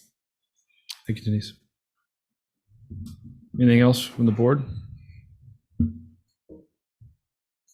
Anything else from you, Brian? Nothing from me, Mr. Chair. Thank you. Thank you. Good report. Thanks, Brian. Next, under town manager's report, we've got continued preliminary review of town-sponsored warrant articles for the 2023 annual town meeting, as well as a couple of specific items relating to the 2023 town meeting and also something approved at the 2022 annual town meeting. So first off, with regard to 2023 annual town meeting, in your packet is preliminary outline number 5. And I try to point out what's changed since your last review, and there's not too much in the outline. And I try to highlight those items. So short-term rental potential, we've moved to fall 2023 special town meeting, and we're going to be working on a timeline for that. The street musician issue, potential amendment to chapter 105. I have reviewed that with town council in a little bit more depth, and we think that possibly is not needed. I also decided it might be a good idea to ask the chamber if they have any input into this issue of amplification of street performers, over amplification, I should say. So I'm waiting for them to get back to me. And somehow, I guess I neglected to include a prior year home rule petition, which was an authorization to issue pension obligation bonds. It was approved at the 2021 annual town meeting, but it wasn't in the 2022, and it hasn't passed the legislature. So we proposing that we resubmit that. And those were the major changes. There have been some questions that have come up about the form of government articles. They are citizen articles. And as you know, we heard a couple of weeks ago from some managers in other towns about who have gone through form of government changes. And John and I thought it would be a good idea to very specifically review what the options are and what exactly the actions are by the voters that are needed for a form of government change. John?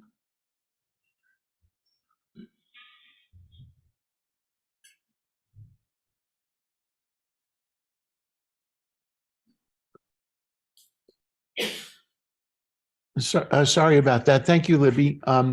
So I prepared a chart outlining basically the three methods for changing the town charter. The first one is for relatively minor amendments to the town charter. It's really any change other than what I'm going to talk about in the next column. But that is accomplished through a town meeting vote to amend the charter, and that requires a 2/3 vote. The amendment then has to be submitted to the Attorney General and the Department of Community and Housing. And that, assuming it's approved there, it then goes on the ballot for at the next annual election for approval by the voters. So that's sort of the process for a minor charter amendment, and you have followed that procedure in the past, and sometimes with a citizen petition article. That's the process that is called for.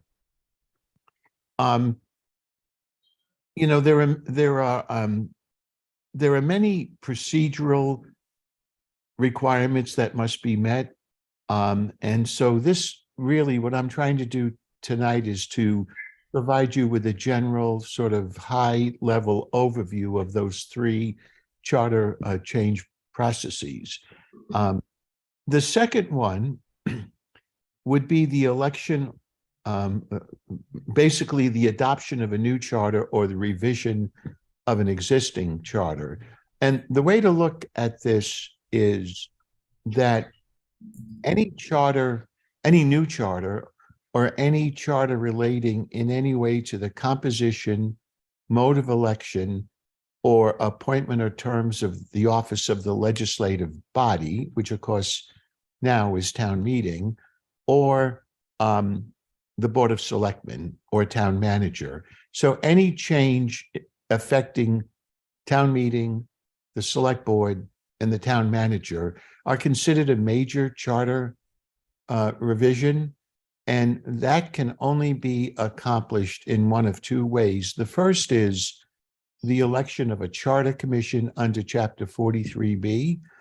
And very briefly, that starts by the filing of a petition with the registrars signed by 15% of the registered voters to create a charter commission and to elect a charter commission. And assuming that is submitted and the signatures are verified, the select board would then issue an order to create a charter commission, and it would go on the ballot at the annual town meeting. I'm sorry, at the annual town election, excuse me, where you would elect 9 members to a charter commission. The charter commission then has 18 months to write a new charter or to revise an existing charter. It has to be approved by the Attorney General's office, and again, the Department of Housing and Community Development. And once that process is completed, the charter is approved at the next annual town election. So that is one process that you could follow if, for example, you were interested in creating, basically replacing town meeting with a town council form of government. And let's see here. So the alternative to the election of a charter commission, even for these major charter changes, including the form of government, the alternate procedure that you can follow is a home rule petition approved at town meeting, where you would request a special act to adopt, amend, or revise the charter. This is the process that a lot of towns have followed for major charter changes rather than the election of a charter commission. I think one of the concerns with the charter commission is there's no real opportunity for the town meeting to weigh in and debate, if you will, on town meeting floor, the pros and cons of a charter commission proposal. It goes right to the ballot and it's either an up or down vote. The special act charter method has some advantages and disadvantages. It's a simple majority vote at town meeting, as you know, to approve a home rule petition. So assuming it passes town meeting, you would then submit it to the general court.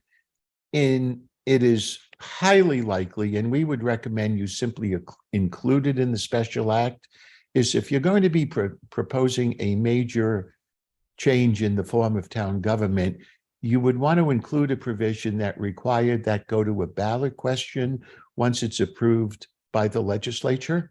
And that would typically be at the next annual town election after the enactment of the special act. So that in general are the 3 different ways that you can look at changing your charter. Again, minor amendments can be made at town meeting or by a special act.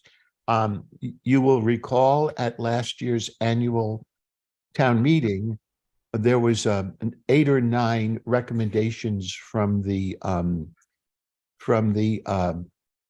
Town Government Study Committee that were approved in as a home rule petition, and that's one of the items that's still pending with the legislature. The important thing to keep in mind about any of these 3 methods, though, is a duly adopted charter is deemed to be consistent with the provisions of any law relating to the structure of the town government, the creation of local offices, the term of office or mode of selection of local offices, and the distribution of powers among various local offices. So that's the deemed consistent language. So you can certainly change or adopt a charter that has provisions that are different than the general laws. And as long as it relates to that sort of, the structure of the town government and the terms of office and mode of election, those changes will be deemed consistent.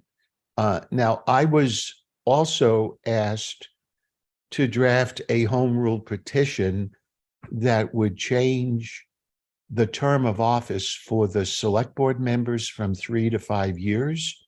And that has been submitted. I see it's on the screen now. And while it looks like a very simple amendment, really, we would just change one word in the existing charter. We would change the 3-year term to a 5-year term. So if that were approved, what that would mean is each year after the effective date, there would be there'd be one open seat to be elected at the annual election for the select board. And as you know, there are certain, under the cycles that currently occur, there are some annual elections where there are 2 seats up. But if you go into a 5-year term, what you would do is you would have 1 seat up each year. So I just wanted to point that out. So I'm happy to answer any questions you may have about these various methods of revising your charter. Thank you, John.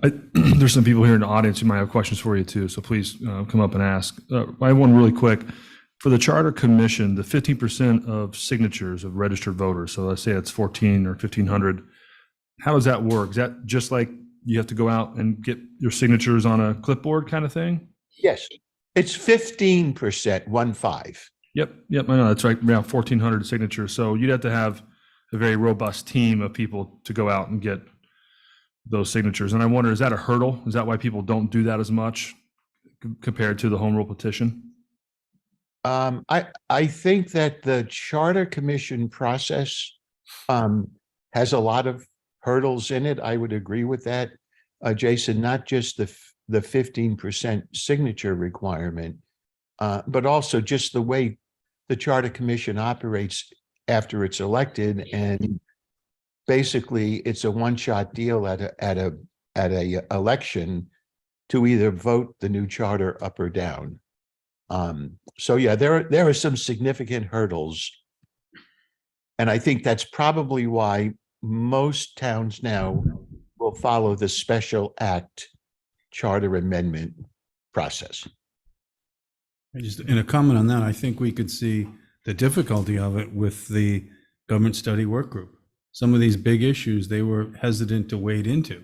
They talked about some things, but big ones like this are back with us, So I think if we did a commission, we could end up in the same situation with people wanting to do the right thing, but then being pressured and not really wanting, Whereas I think if we do the other, it would make more sense. John, for the home rule petition, it's 50% at town meeting, and then you don't have to do a ballot question, but you said it makes sense. Is that also 50%? Yes. To pass? Okay. And I think you should assume, Jason, that even if you don't include the ballot question in your home rule petition, especially if you're going to abolish town meeting, for example, I think you could assume that the legislature will add that requirement in. Okay, that's helpful. Brooke?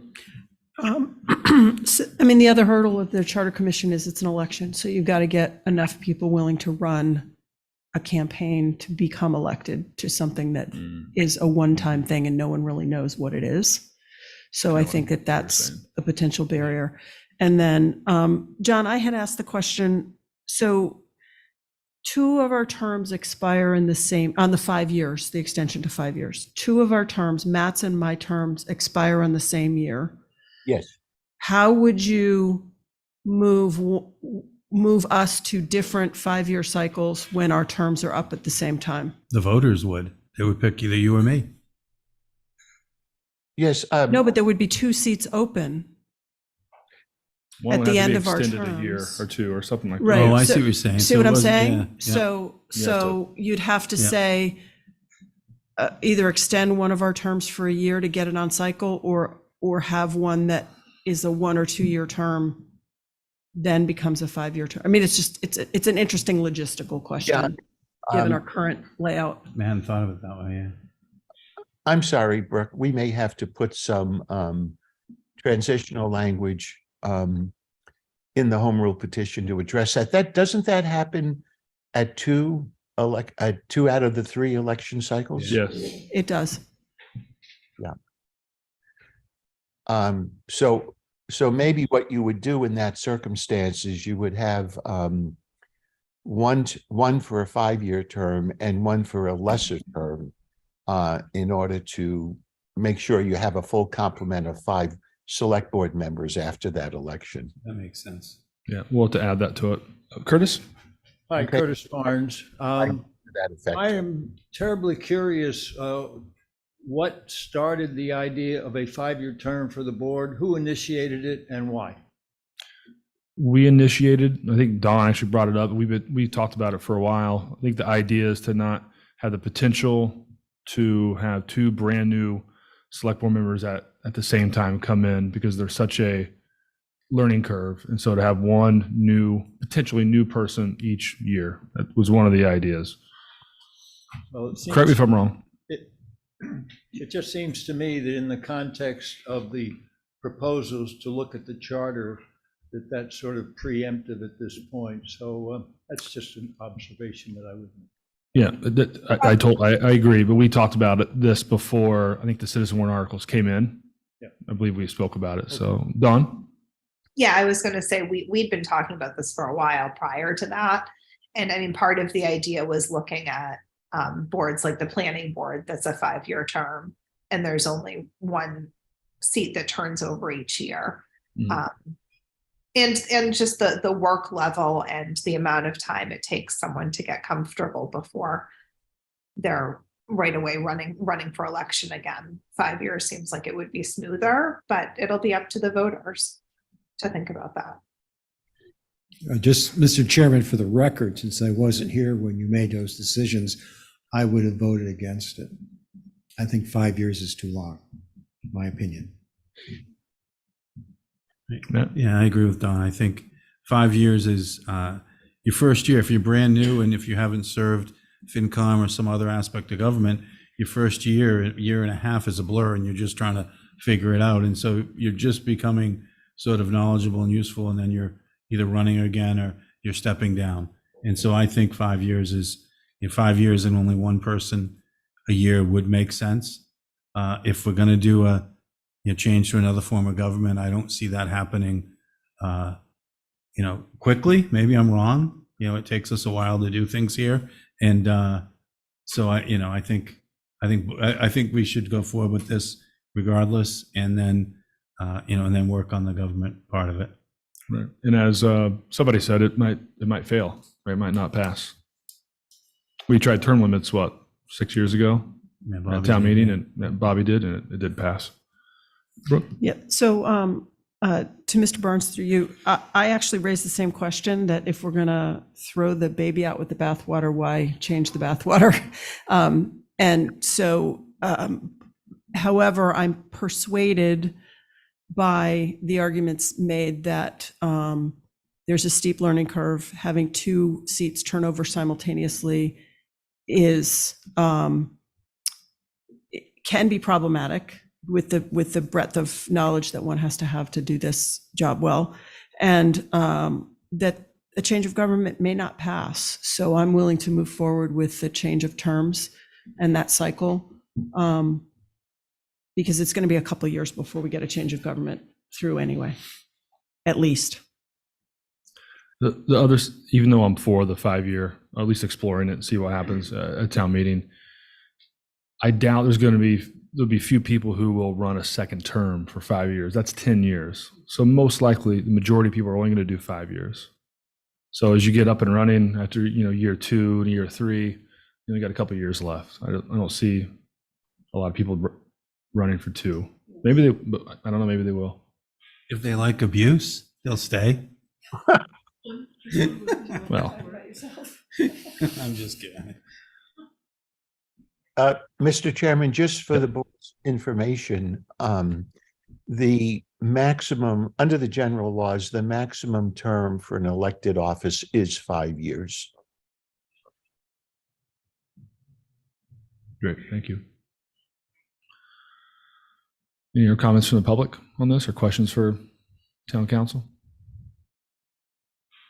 Just if you had a different form, if you had a council, your council government, how long would those terms be? How long would those be? You know, that would be interesting to, like, how long do they typically run? They might have mentioned it last week, but Typically, they're 3 years, Matt. okay. 3-year terms, but I don't see why you couldn't have a 5-year term if that's what you wanted. That would be in the drafting of your charter revision. Right. And John, for a town council form of government, do we get to choose how many seats, or is it predicated by the state? No, you would choose. I've seen them 9 members, 11 members, and in one town, 13 members. Oh boy. But that would be up for you to decide when you write your charter. But 9 being the smallest you've seen. 9 is the smallest that I've seen, yes. Okay. Could we go to on the public, Joanna Roach?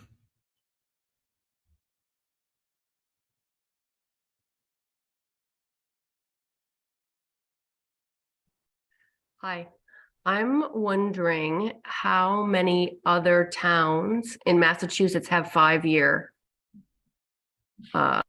service terms for the select board? Mr. Chairman, I have not done a survey on that, so I can't answer Joanna's question specifically. I can say that in my practice, which has been with a lot of different towns, I have not seen a 5-year term for selectmen.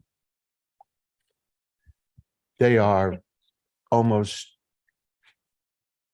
I want to say exclusively, in my experience, been 3-year terms. So do you know any other town in Massachusetts that has a 5-year term? Not off the top of my head, no. Okay. Thanks. I could ask around my office to see if anybody has, if any of the towns that we represent have a 5-year term, but I'm not familiar with them. The other possibility is to go down to 3 select board members, so then everybody just does 1, right? There's no double. Just another idea. Can we go to Rick Atherton? Jason, thank you. So on the 5-year term issue, just to be direct as I can be, I think it's an incumbency protection matter.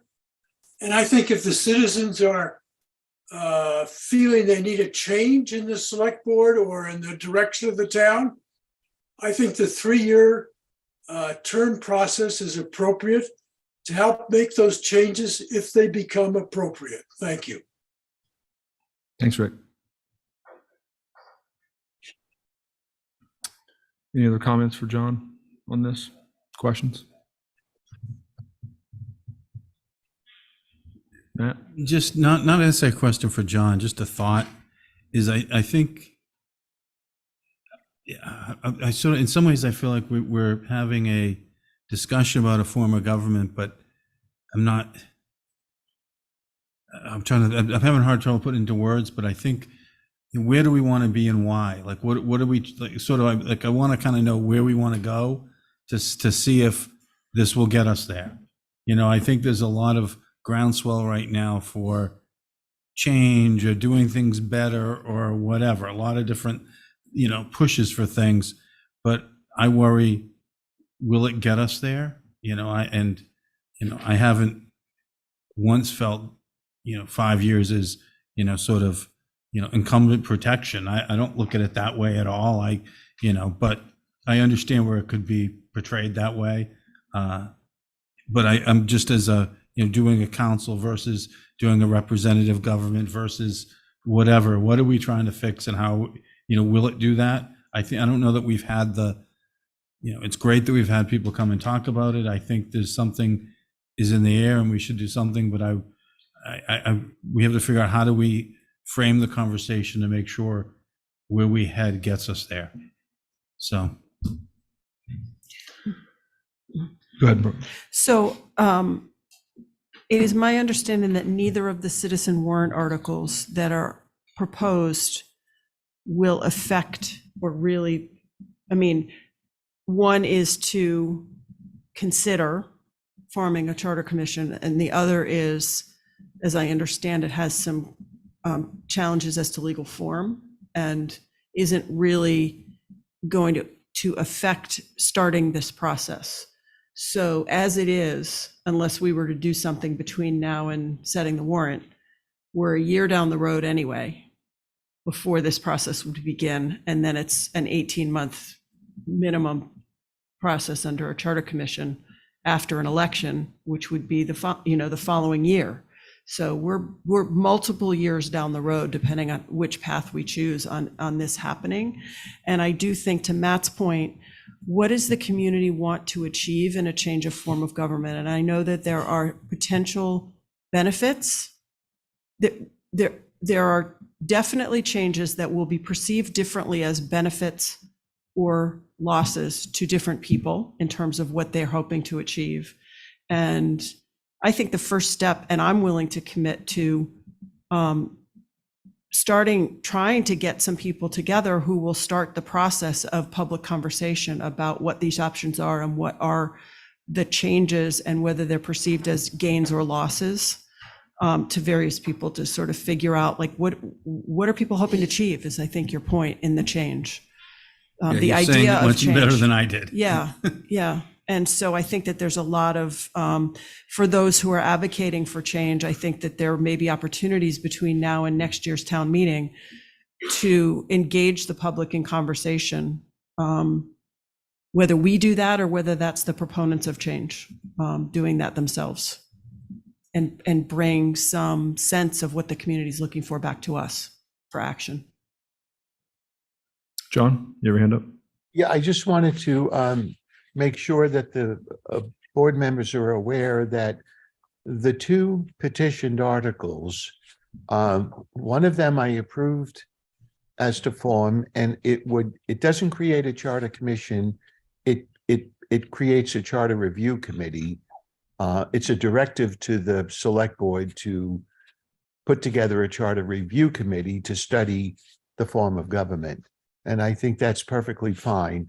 The other one, however, is a proposal to essentially adopt a new charter, which is, and the actual charter itself, the text of it is in the petition. I believe it's mostly taken from the town of Framingham that did a charter amendment, basically to replace town meeting with a council form of government. That I could not approve as to form for the reasons I stated earlier, which is that you can only do that either by a charter commission or a home rule petition special act. And that petition was neither.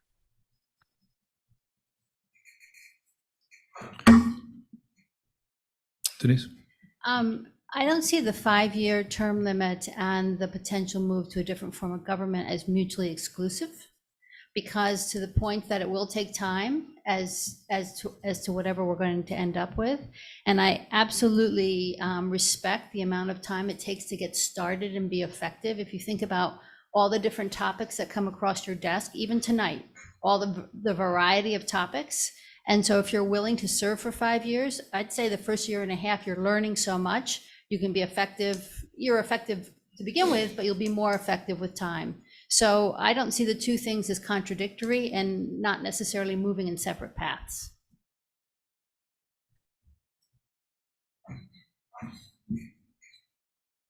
Curtis Barnes again. As Mr. Giorgio pointed out, my article request that you establish a commission or a committee to review the current form of town government. It's not it's not a change in the charter. And to answer part of your question, a town council becomes the legislative body, and you bring an issue to the council, they review it, and then at the next meeting, they can vote it. We don't have to wait a year or two to get things done. And that's the purpose of my submitting that article. Thank you, Curtis. We go to Joanna Roach.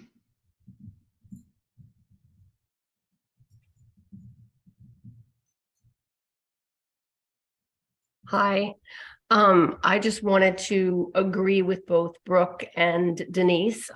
My question about the 5-year term limit was more looking for a model of success rather than commenting on whether or not it would be successful. I was wondering more if there was a community where it was in action and it had been successful.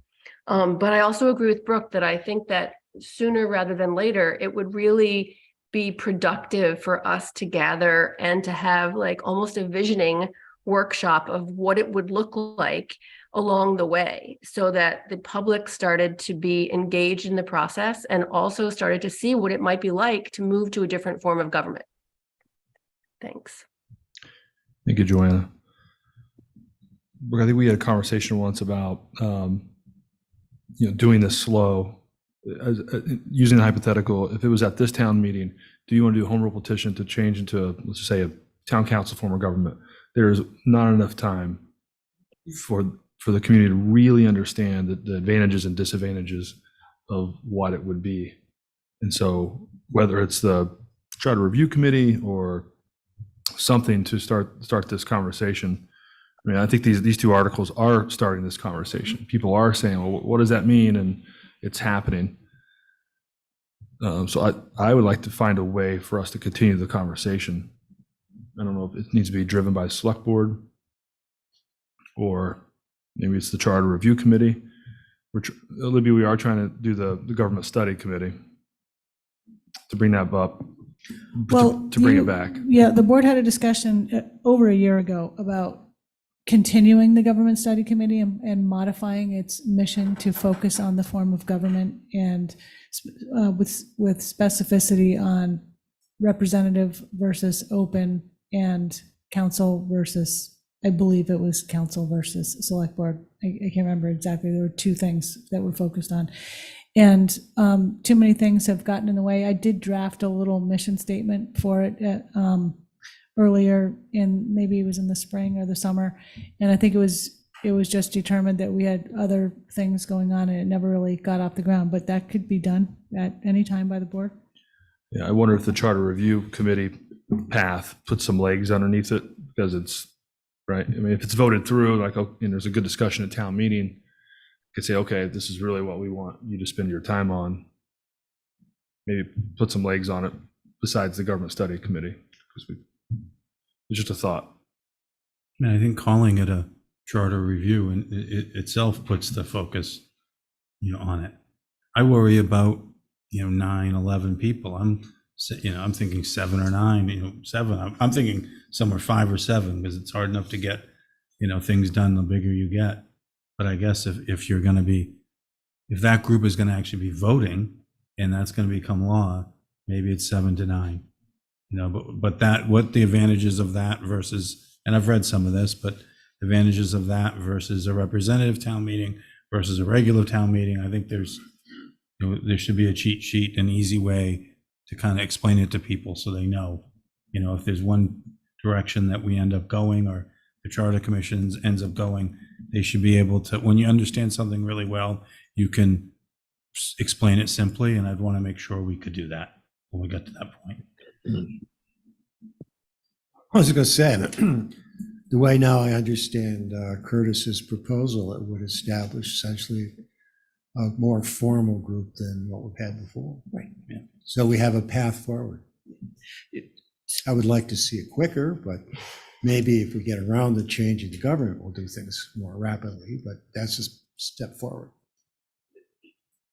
So there's nothing stopping us from doing that before town meeting, if setting up a charter review committee. I mean, Curtis is just proposing to town meeting to have town meeting discuss whether we want to move the process forward in this way, right? By directing the select board to create, and Matt, just to be clear, because I wasn't, it's just a review. It's not the charter commission itself. It's an analysis and a public conversation about where we might head and by which method we would head there. And so, I mean, we would have the option to do that sooner rather than later and not wait for town meeting to have this conversation. I think that's the question we need to ask. Are we interested in moving this forward quicker, or do we want to hear what town meeting has to say about it in the debate about Curtis's article? Good question. I think the advantage of using this article at town meeting, it really is around the corner as how fast/slow things move. I think it gives us some structure to talk about it at town meeting and see. Personally, I want to move fast. I want to go to a town council forum.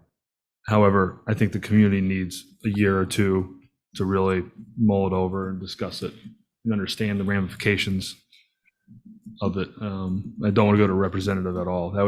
I'd rather stay in the town meeting form of government than representative. So I think we can use it to our advantage. Then it becomes more confusing. Okay, now the select board is doing this. Yeah. Curtis's article is asking for this. Just to try to be helpful, one of my models is Barnstable, and that is the town that has 13 town councilors. They meet every 2 weeks. They bring an article, or a citizen can come in. There's total access from citizens. It's discussed, it's referred for review, and then it can be voted at the next meeting. That's what I'm trying to achieve instead of waiting a year to get things done. But Barnstable has 13 members. That's the model that I looked at. I also have an article, which I'll share with you later, that simply says, the town council form of government is the most popular one in the United States. And I'll send copies of this. Okay. Thank you very much. Thank you, Curtis. Well, two things there. We don't really do things in Nantucket that's popular everywhere else, right?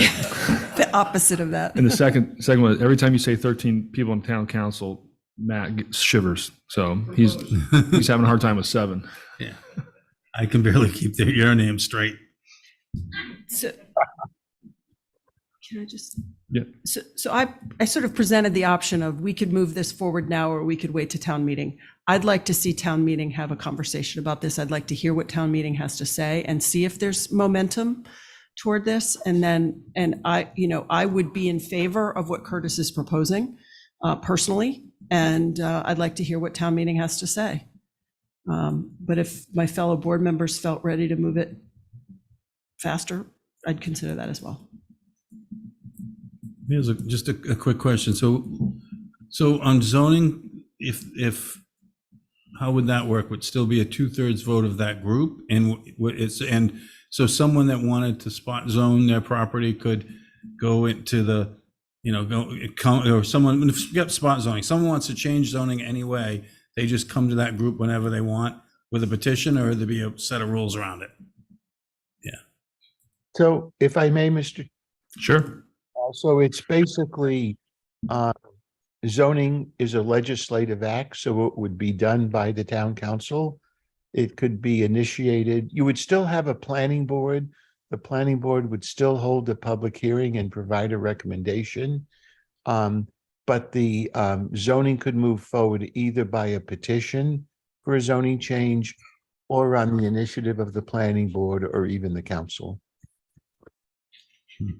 Hence my point about positives and negatives, and it depends on your point of view. Dawn? I believe when we had this conversation before with the other town representatives, for the petition, we would set how many signatures you would need, and it would be more than 10 to bring something forward. like probably something in the 100 or 200 kind of range. Or it would be sponsored by the planning board or the town government itself, I think. I actually, I don't think that we should bring this forward right now, since we have the pending article that Mr. Barnes wrote, which I think really does get the conversation going. And I do tend to agree that sitting in the seats that we've sat in, and I'm in my third term now, I think probably the appropriate form of government for Nantucket is going to a council form of government to be more responsive. I am leery about 13 people. I think 9, but maybe 11. I think 7's too small, but those are just my personal opinions so far. There will be a lot more people to weigh in on that. And I don't think that any of this precludes the discussion about 5-year terms on the select board. And it has nothing to do with preserving my time on select board, because thinking about running for another 5 years is actually more of a barrier than running for another 3 years. But I think it brings in a level of commitment for new membership, and a level of time to really be effective. We, I think, all know that you can't get very much finished within a 3-year period. Thank you. Yeah. Thank you, Dawn. So just to check with all select board members, we're not ready to do a home rule petition right now for this town meeting coming from the select board. So we on Curtis is to do a charter review to talk. This is kind of down the road of having a consultant do consultant to consultant, because we could right now just do the home rule petition if we really wanted to explore it and see where the town meeting's at. Or we go with Curtis's, see if we want to have a review committee, which would come back the next year. We could hire a consultant to help us write whatever we wanted to put in a warrant, but I think it would take us so long to do it, and it would consume much of our time. As much as I would like to see it done tomorrow, and like I think Dawn mentioned at one point, maybe the thing we should remember is that we work to put ourselves out of work and get a better form of government. So I will live with waiting for Curtis. Okay, I just wanted to see where we were at. So Brooke, you said no to that, to do a home rule petition right now to move forward. Okay. I favor letting Curtis's warrant article be the lead on the next thing that happens on this.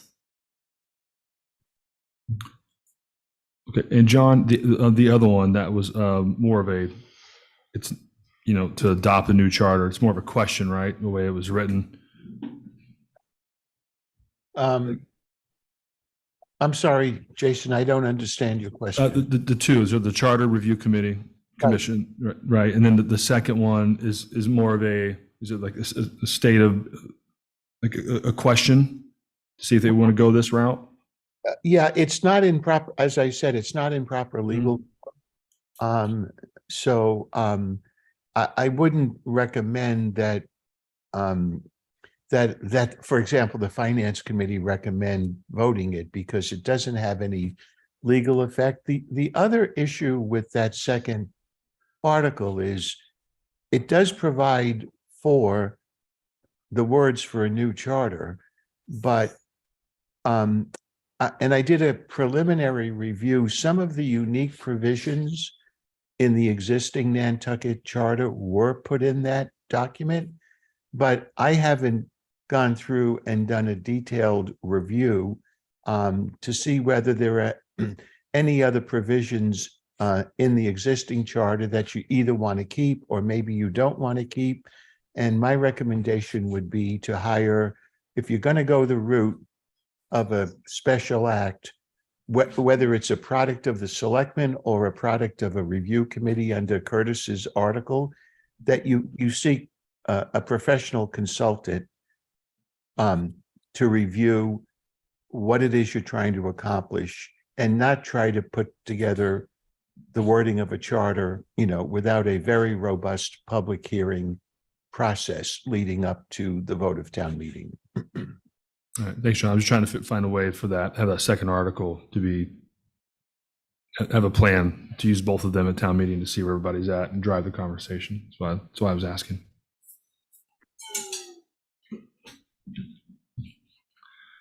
So anything else on this? Anybody from the public before we move on?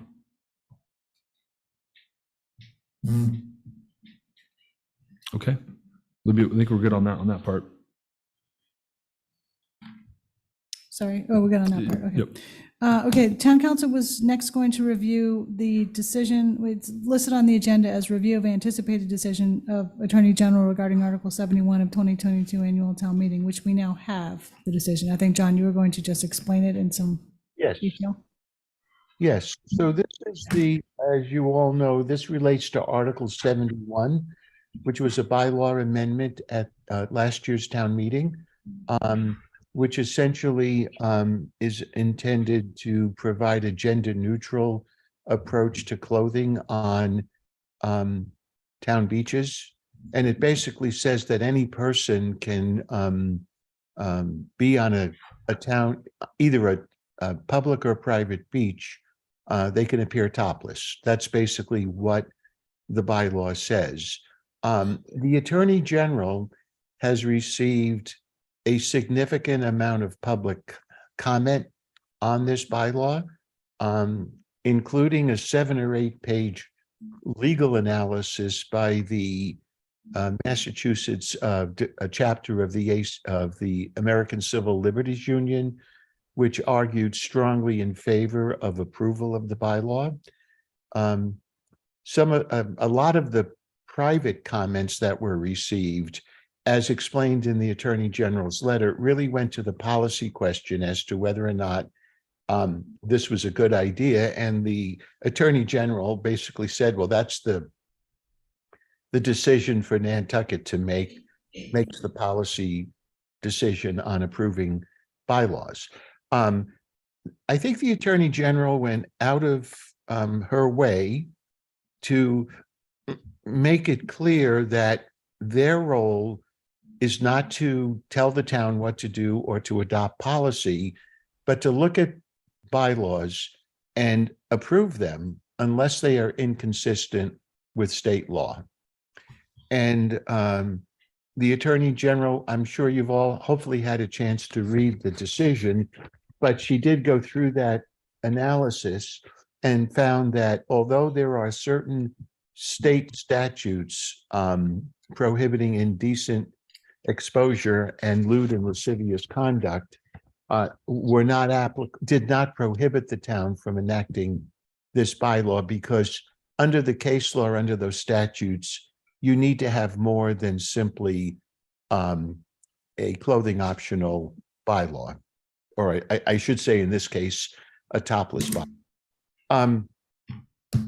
The one thing that the Attorney General pointed out, well, there are two things really. One is, well, what about private beaches? Because the bylaw does reference private property as well as public beaches. And the Attorney General said, and I believe I had advised also, that this bylaw does not give anyone the right to walk down a private beach topless.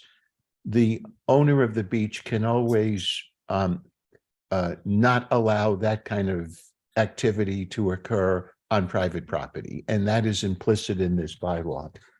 The second issue that was raised was that what is the definition of beach in this bylaw, and recommended that the select board have a discussion with town council about whether you want to seek an amendment to this bylaw that would essentially define the term beaches so that it's clear where this applies and where it doesn't apply. So that's pretty much the summary, and I'm happy to answer any questions that you may have. Any questions, comments for John? Brooke?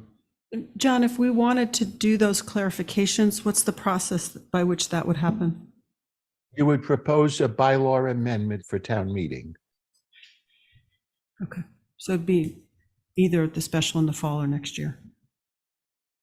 Or this year? Oh, I see, we could still do it this year. Yeah, there's no reason you have to do it at the upcoming annual town meeting, but I think it's important to you want to define your terms carefully, obviously, in any bylaw. So that might be a meritorious suggestion to define beaches in this bylaw itself. And probably I would also recommend the clarification that it applies to private beaches, but subject to the permission of the private property owner. Can I ask one more question? So as a follow-up, John, is there any risk to our not clarifying it, or does a season's worth of experience give us more information about how to clarify it? Well, Brooke, I do think a season of experience with the bylaw would be very helpful. Myself, we don't really know to what extent this is going to take hold in Nantucket. I think probably pretty much everyone knows what a beach is without having to actually specifically define it. But if there was a concern in that regard, are you standing on top of the dune? Are you in a parking lot? Are you on a pathway to the beach? What are the limits of this allowance? And so I do think you should consider an amendment, but not necessarily at the Maytown meeting. Thank you. I've had a couple texts from conservative friends that are off island here in the summer a bit, sort of teasing us. And I keep saying, I don't think it's going to change too much. I think people are they're going to do what they did. And I don't think, anyway, it'll be fine. Unless a group is coming out to make a point, somehow I think for the most part, life is going to go on, and what's going to be one of those things sort of we'll look and go, what there was no big deal about it. But yeah, I've been wrong before. And Mr. Chair, I would point out that there were a lot of concerns about what having this bylaw on the books, what kind of behavior might be promoted or occur.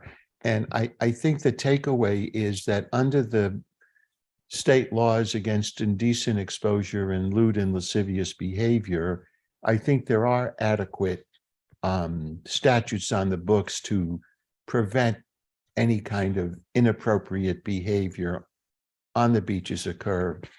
Maybe not as a direct result of this bylaw, but having the bylaw on the books does not preclude the town, and in particular the police department, from enforcing those criminal statutes if the circumstances warrant. I also get a little worried about defining beach and whether that conflicts with other other parts of here. And so I think not codifying that until we know we have to in some ways is important. Okay. Looks like we're good with that. Anything else, Libby, on other warrant articles? Okay. Thank you, John. You're welcome.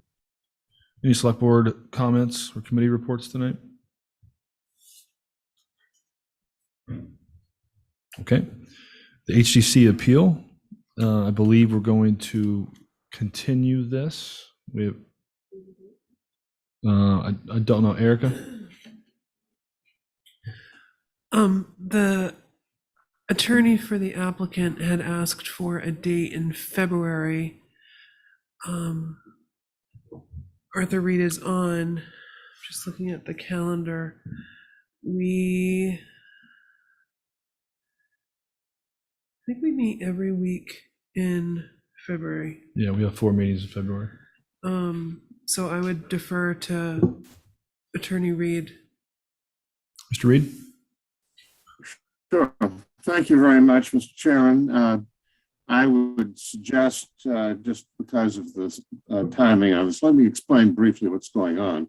But I would suggest the last meeting in February for a couple of reasons.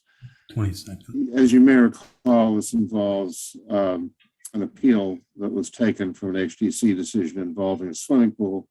And the issue was whether the pool could be screened from public view, granted the fact that it's out in an exposed area in Nantucket, by appropriate vegetation that would be able to survive. And we have spent considerable time trying to do this the right way and working with environmental consultants to come up with a proposal, which we've just recently resubmitted to the HDC and are pending now, waiting a hearing. As you know, the HDC is very badly backed up at the present time, and I don't anticipate that that would be before the HDC until sometime in January.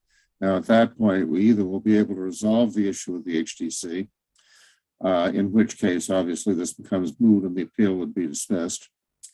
The thing may still be pending at that time, and we may have had one hearing and need to go back with revisions, in which case we would come back and ask for a further extension from you. Or if the HDC has denied it, we would then be prepared to go forward with our appeal before the board.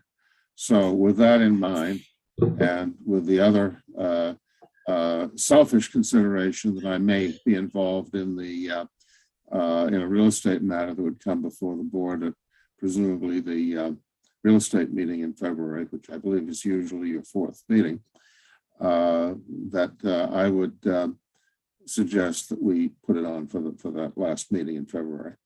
Okay, thank you, Arthur. Brian, I'm sorry, Brooke. Question. Is it typical to have an open appeal and a new application live at the same time? This is in my opinion, the HDC should handle these things by considering it to be the same application. However, procedurally, they don't. And so we have to file a new application. They treat it as a new application. And so we have to file it as such. But it really is part of the same proceeding as before. I personally think the HDC is wrong in treating it as a new application, but rather they should consider it as being the same application on remand. But they don't, and rather than get into a argument over a procedural issue, we're filing it as a new application for their purposes, but it's really part of the same proceeding. So are we okay moving this to February, what is it, 22nd? 22nd? Yeah. Motion to postpone or is that the word? Continue the hearing until February 22nd. Second. All those in favor by roll call? Brooke? Aye. Don? Aye. Malcolm? Yes. Matt? Aye. Jason? Aye. All right. Arthur, we may or may not see you on the 22nd, February. Thank you. I hope the HDC has approved it. We won't see you, but thank you very much for the continuance and the Thank you, Arthur. consideration. Thank you. Thanks, Brian Riley, for being here. Appreciate it. My pleasure. Nice to see you. Okay. Motion to adjourn. Second. All those in favor by roll call? Brooke? Aye. Don? Aye. Malcolm? Aye. Matt? Aye. Jason, aye. Thank you all. Good night.